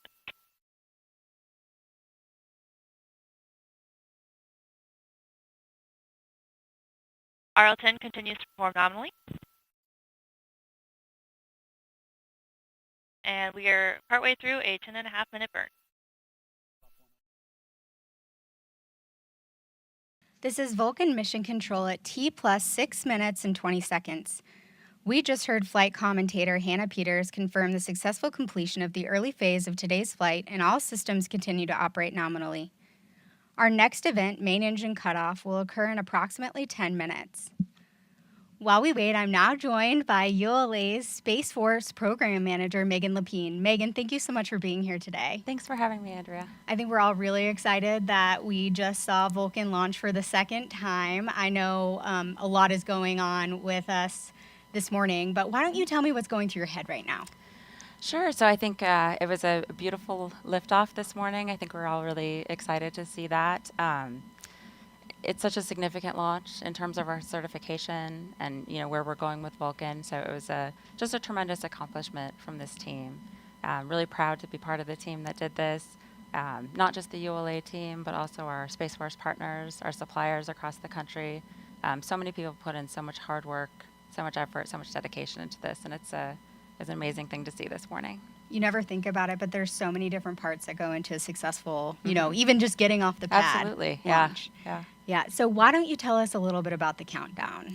Sure. So it was a fairly quiet count to begin with. The team did have to work through a couple of items kind of at the end, which is why we have a window that we worked into. So the team is very experienced. The launch ops team here, the engineering team in Denver, very experienced and really able to, they have a good understanding of the vehicle systems, the ground systems, and we're able to kind of disposition those items and move forward. And we worked a little bit into that window and then got a nice sunrise launch. So it was really pretty. Beautiful. I didn't hate seeing the sunrise. No. Not at all. That was nice. So we've talked a lot during the broadcast about how this is really important for certification, this launch today, and our government customers. Why don't you tell us a little bit about that?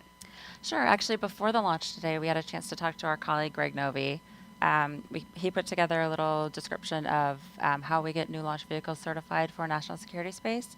So why don't we take a look at that, and then we'll talk some more. Great. Let's take a look. In 2011, the Air Force, the NRO, and NASA got together and created a guide for new entrants to be able to come into our marketplace and launch national security missions. Even though Atlas and Delta have flown successfully, the Vulcan vehicle, which took the best of the best from both sides, is substantially different enough that it requires us to go through this certification process to be able to fly national security missions. ULA's certification plan is categorized as a Category 3 alternate 4, which requires 2 certification flights and customer insight into our processes and analysis as we go forward. The process involves kind of 3 phases: the assessment phase, the evaluation phase, and the certification phase. We're currently in the certification phase right now.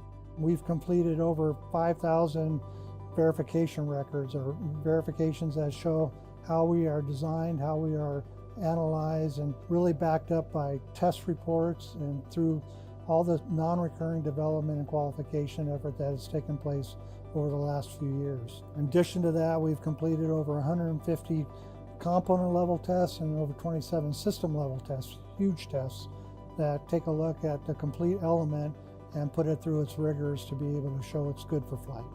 An example of qualification, at the component level is the valves, where we are qualifying them to new vibration, dynamics, those kind of tests at the component level, where our systems testing is more at the element level, the booster, the Centaur 5, the payload accommodations, where we're going through structural qual and frequency ID testing, acoustic testing, to really show the durability of those vehicles and those elements. After today's mission is complete, we will give the customer the quick look data in about 2 weeks, and then follow up with any questions that they have on any kind of the analysis, and kind of really validate our predictions for flight and support them in their chief engineering review boards that lets them go system by system and make a recommendation to their leadership on our certification going forward. One of the key items for success of getting through our certification plan is the working relationship we have with the customer. We meet with them on a weekly, daily basis as required. We're shoulder to shoulder with them in the factory, with our suppliers, in our design rooms, and it's really helped be able to get the message across that we're in this together. I'm really looking forward to the certification process being complete. When you're with this cert flight, we're going to get the data to the customer, help them wrap up any loose items they have, and be in a great position to fly national security missions going forward. That was a great video. So following up a little bit about what Greg is saying, why don't you tell us a little bit about how ULA has been working with the Space Force to certify Vulcan? Sure. So as Greg mentioned, we've been working shoulder to shoulder throughout the entire design, development, test, build, and now operations for Vulcan with the Space Force.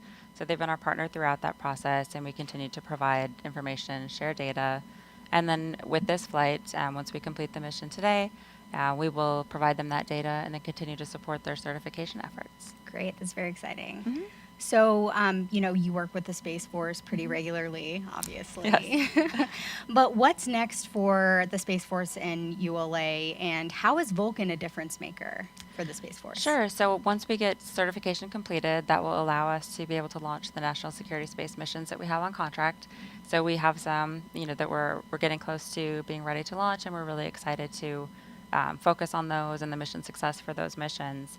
And Vulcan generally was designed to meet the entire range of the national security space requirements. So it has the Centaur 5 upper stage. It's the highest performing stage in the world.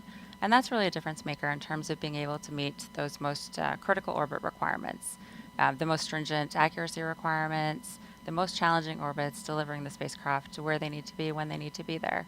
And that's important as we continue to partner with our customer as their requirements evolve, will evolve, and be able to deliver the capabilities they need. And we're looking forward to building that partnership and continuing it. Great. I'm super excited for the future with Vulcan and the Space Force. Me too. Thank you so much for joining us, Megan. Thanks, I'll let Andrea. you get back to console. All right. Thank you so much. Thanks.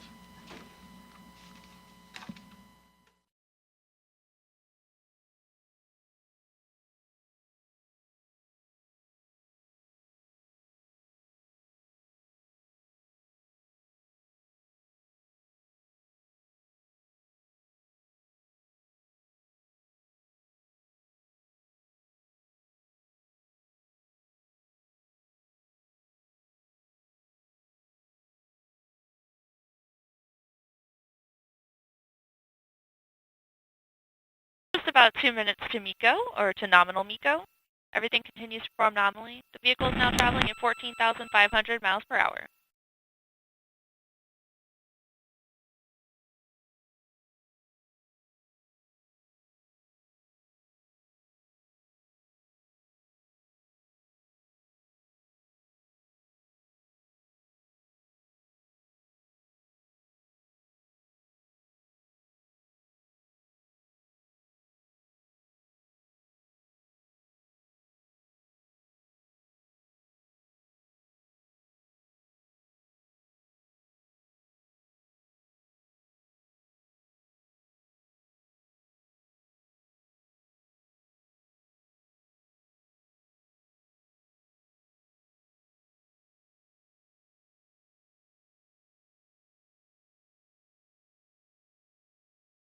And we're now approaching approximately 1 minute to nominal MECO.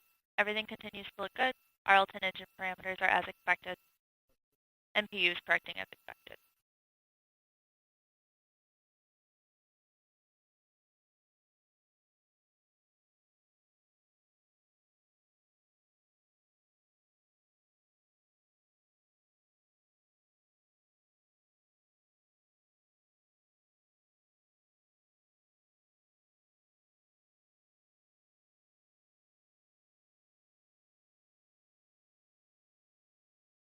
MPU has come off its lock stop. This is Vulcan Mission Control at T plus 15 minutes and 35 seconds. We're approaching the first main engine cutoff. Let's listen in. Car is now orbital. MPU has gone to open loop. Coming up on MECO.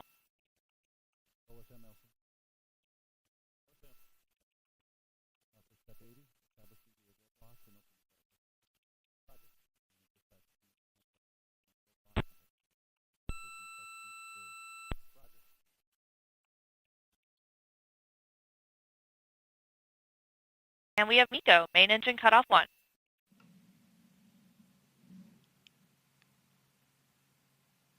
This is Vulcan Mission Control at T plus 16 minutes and 22 seconds.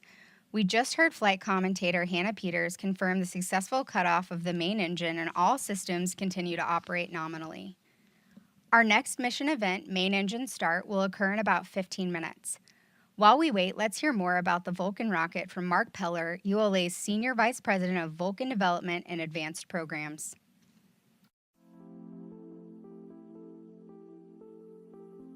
Cert 2 is the final step in formal certification of the Vulcan rocket. After launch today, we'll take the time to go through the data, verify the system's performance, and move on with our government customer to complete the formal certification.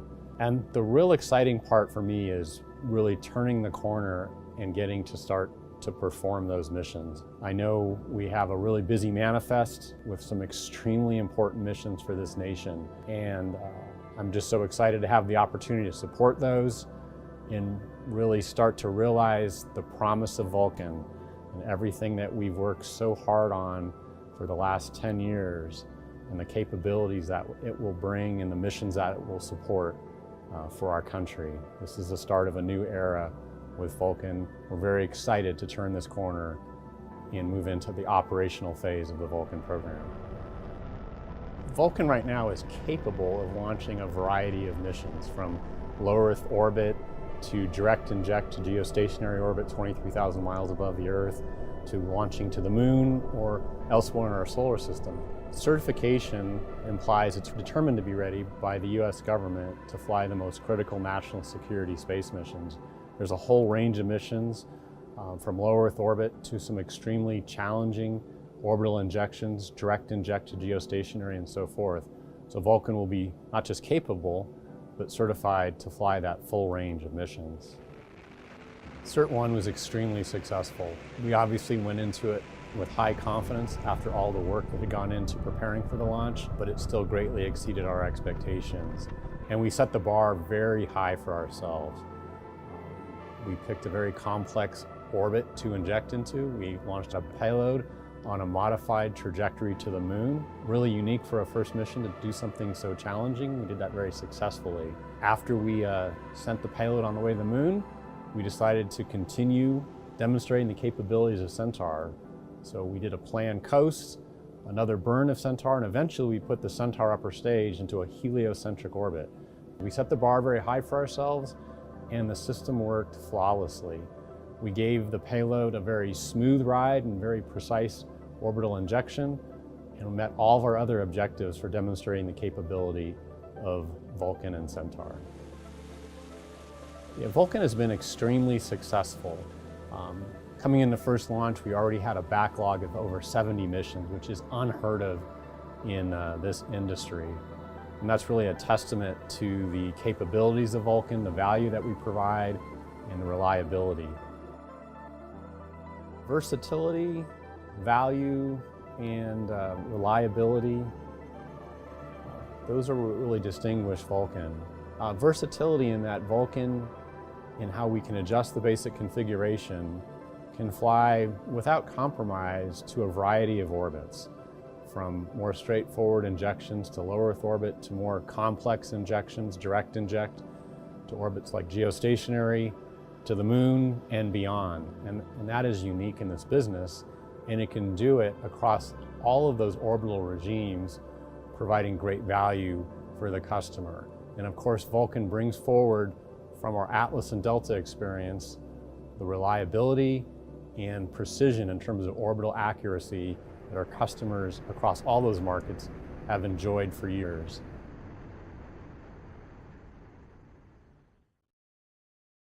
This is Vulcan Mission Control at T plus 20 minutes and 43 seconds. Our next mission event, main engine start, occurs in about 10 minutes. We'll take a brief break in live commentary while we wait for that event. During the break, you'll continue to see the live flight animation powered by telemetry from the rocket as it makes its way to orbit. See you in about 5 minutes.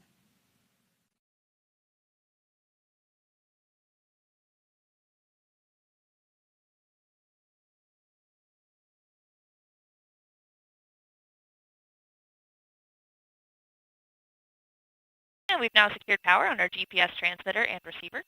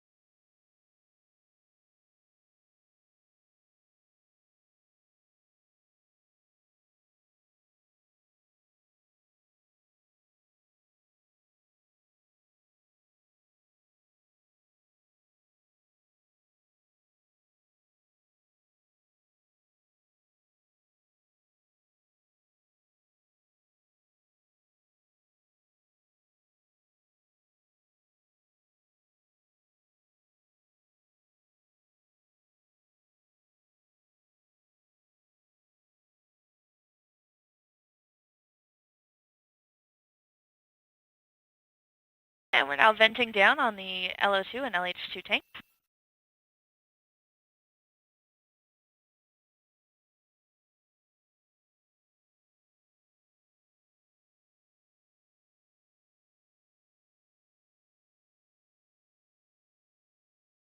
Vehicle continues to perform nominally in its PTC role. RCS firing as expected.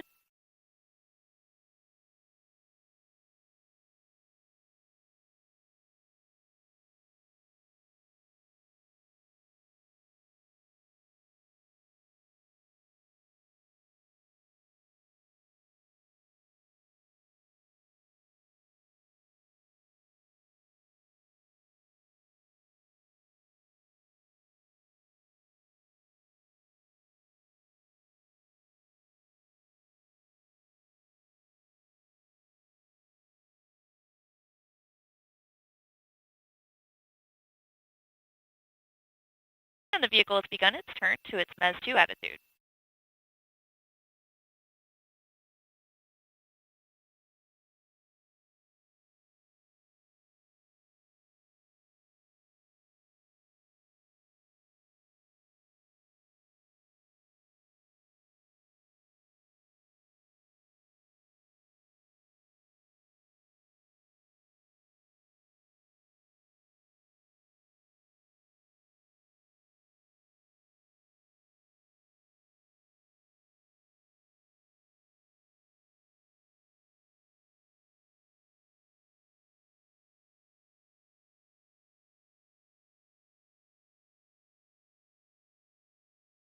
And Centaur has now begun to despin from its PTC roll in preparation for MES-2.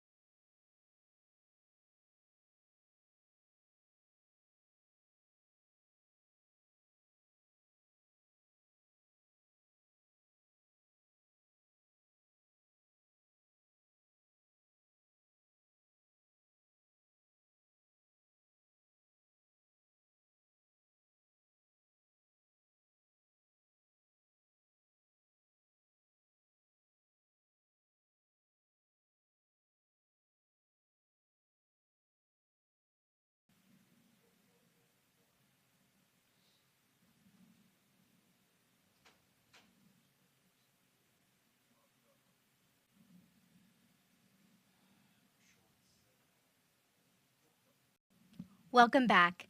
Thank you for following mission progress of ULA's Vulcan Cert 2 flight. If you're just tuning in, I'm Andrea Lenhoff, joining you from ULA's Advanced Spaceflight Operations Center at Cape Canaveral Space Force Station in Florida.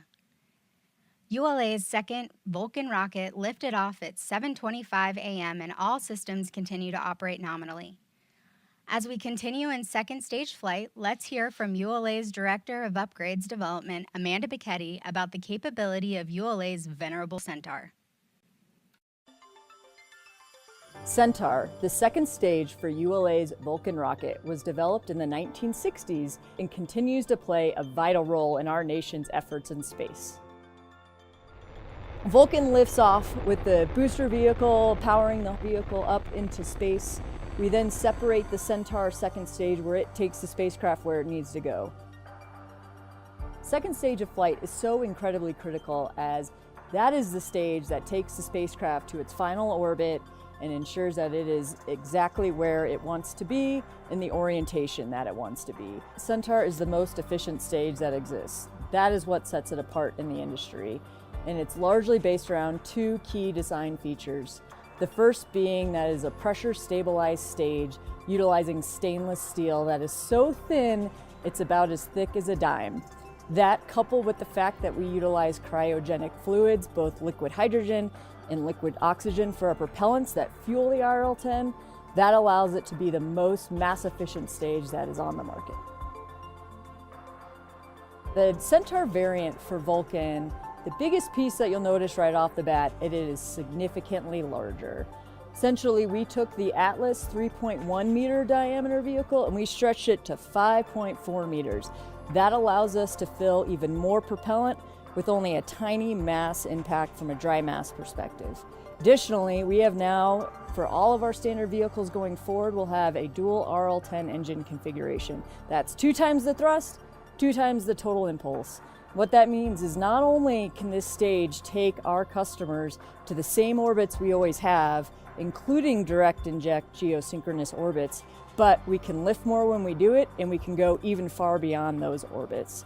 That allows us to ensure that we are supporting not only our warfighters and our nation, but exploring the universe and going where we need to go. The other piece we took advantage of is with the whole new vehicle, we modernized all of our infrastructure.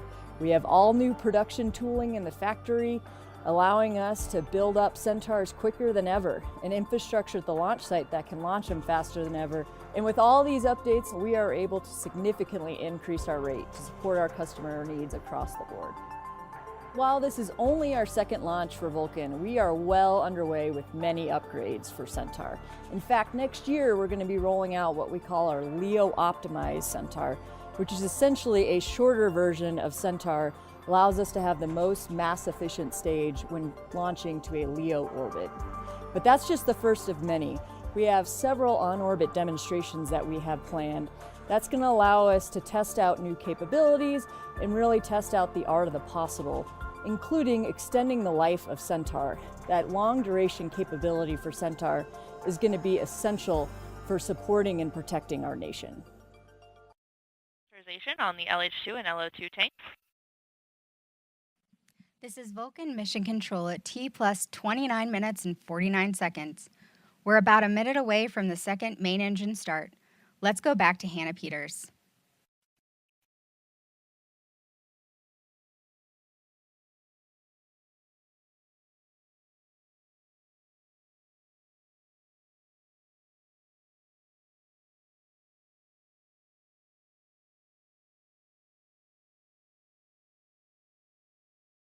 And we have pre-start on LH2.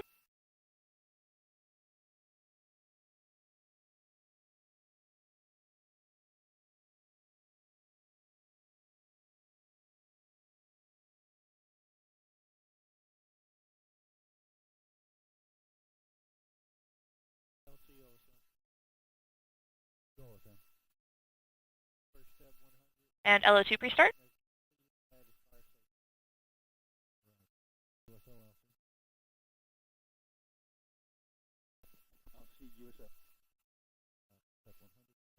Coming up on main engine start 2.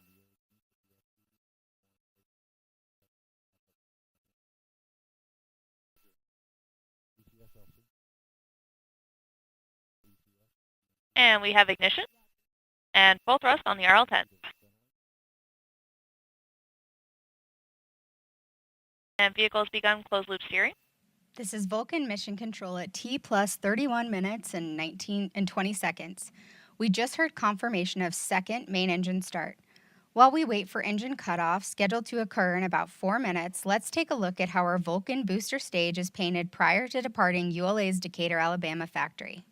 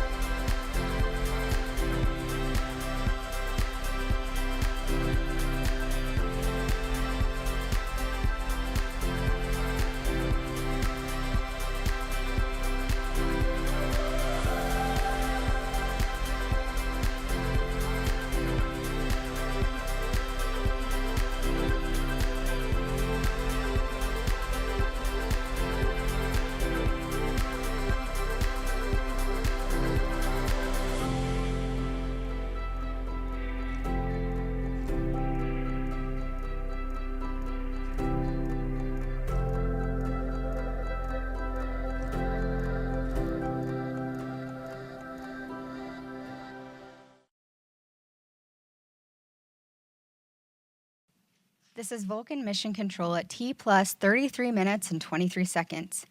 We're coming up on the second main engine cutoff in just over a minute. Let's listen in. Vehicle continues to look good in this burn. Engine parameters are as expected. PU is correcting as anticipated, and our body rates are trending towards 0.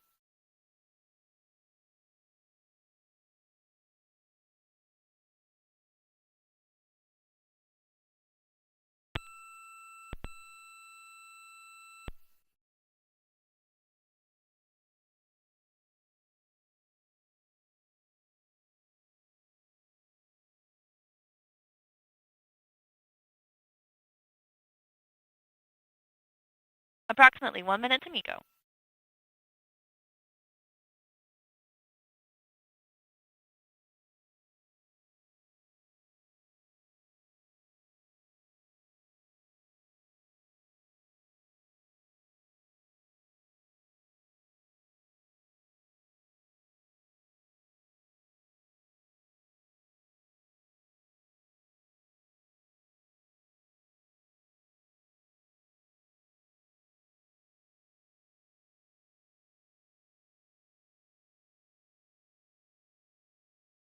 Approximately 30 seconds to MECO.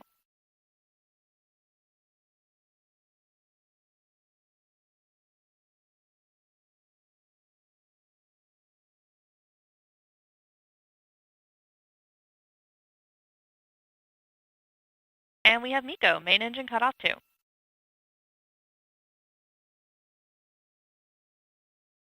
We're now venting the fuel tank. We have approximately 2 minutes and 49 seconds until simulated spacecraft separation. Full settling on RCS. And the vehicle is now rolling to its simulated SV SEP attitude.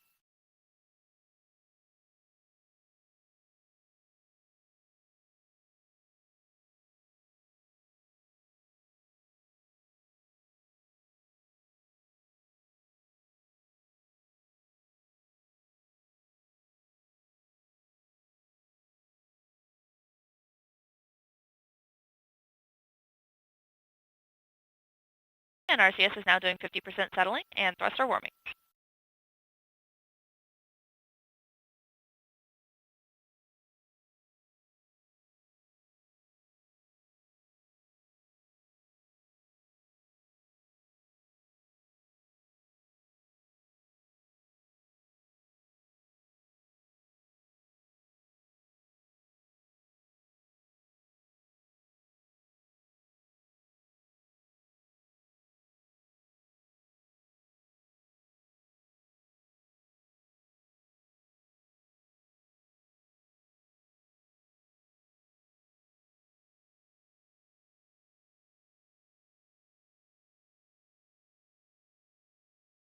Body rates are trending towards 0 now.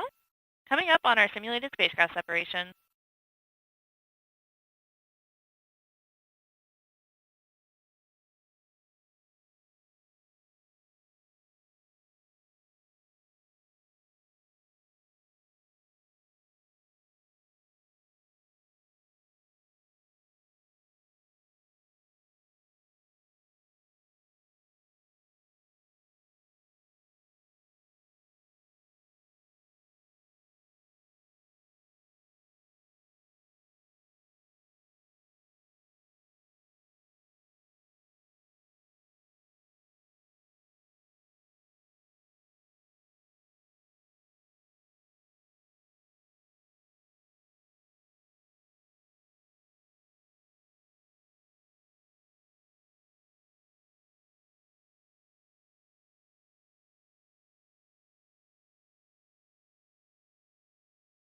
Vehicle is now rolling, and we are depressurizing the LH2 tank. And we have simulated spacecraft separation. We now have an approximately 28-minute coast until the third burn.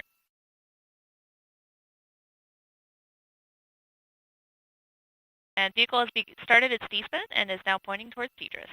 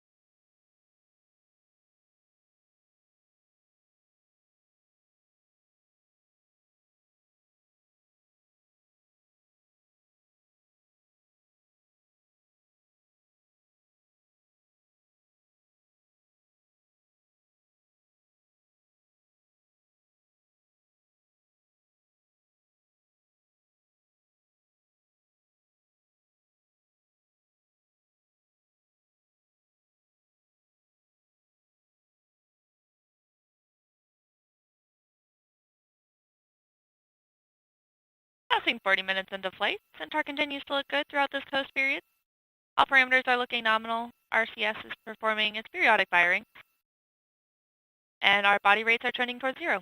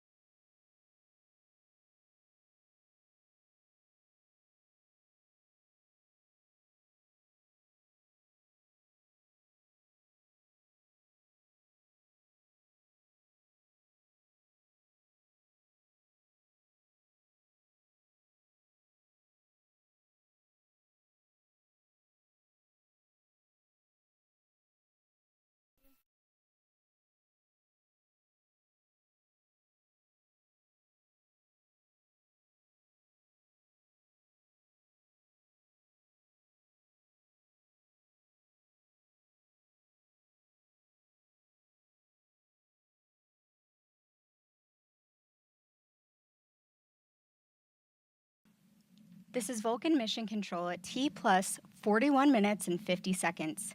We just heard flight commentator Hannah Peters confirm the successful completion of the beginning of today's flight. This completes today's mission coverage.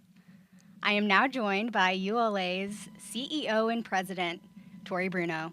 Tori, thank you so much for being here with me today. My pleasure. I've worked on this program for a really long time. I am very excited to see the beautiful launch. I feel like we waited for the perfect moment to lift off. So I just want to say congratulations. It's just an incredible day. Well, thank you, and you too. Thank you. And thank you so much for being here. It's my understanding you want to tell us a little bit about today's flight. Yeah, so the trajectory was nominal throughout. We came to our first insertion on the orbit that we intended, so all of that is good. We did, however, have an observation on SRB number 1, and so we will be off looking into that after the mission is complete. Other than that, the flight was nominal. And you know, that's the great thing about these certification flights is it allows us to get more information as we get into our regular launch cadence, but you know, just a testament to Centaur and Booster on how beautiful that launch was so far. It was a gorgeous liftoff, absolutely. Great. So as we continue on with this launch, after the launch, we'll go through, look at the data and just make sure that we're certified for, you know, national security space missions. Why don't you tell us a little bit about what that certification means for ULA and the launch industry as a whole? Yeah, certainly. Well, for ULA, we designed this rocket for the National Security Mission Space. In completing the second certification flight successfully, allows us to begin those missions that are urgent and important to the country. What it means overall for the industry is that we've introduced a new launch vehicle and a vehicle that is capable of launching at a pretty high tempo, and so we have broadened the entire country's capability for lift, and you will begin to see that launch tempo really tick up, especially next year. I'm really looking forward to that. Who doesn't like a rocket launch? Well, no one as far as I know. I know, those people would be crazy. So I do want to say how hard it's been the past couple of years. Everybody has worked to get to this moment. I mean, this is kind of a pinnacle for us in terms of overall Vulcan development. Do you have anything to say to all of the folks that have worked on Vulcan over the years? Absolutely. I just want to express my appreciation.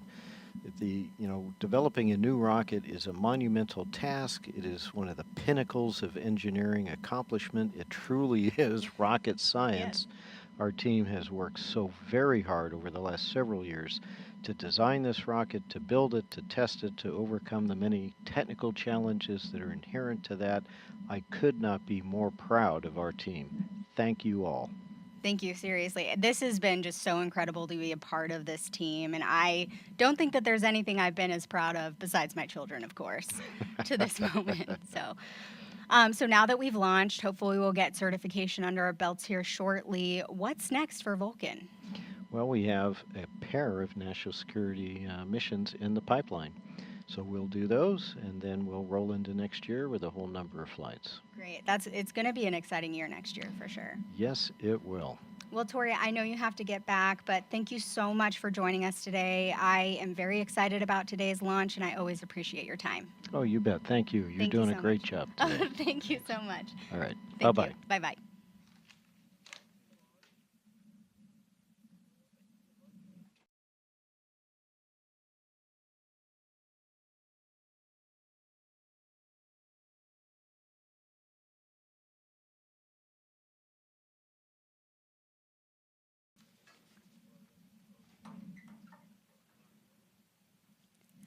At this time, we'll end our live coverage. For more information about the Vulcan rocket, please visit ulalaunch.com. I'm Andrea Linhoff. Thank you for joining us on this exciting day. Before we sign off, let's take another look at the Vulcan rocket lifting off the pad. T-minus 10, 9, 8, 7, 6, 5, 4, 3. We have engine ignition. 1.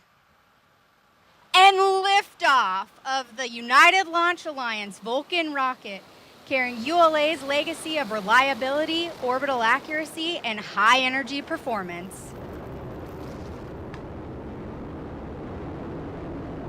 Everything looking up.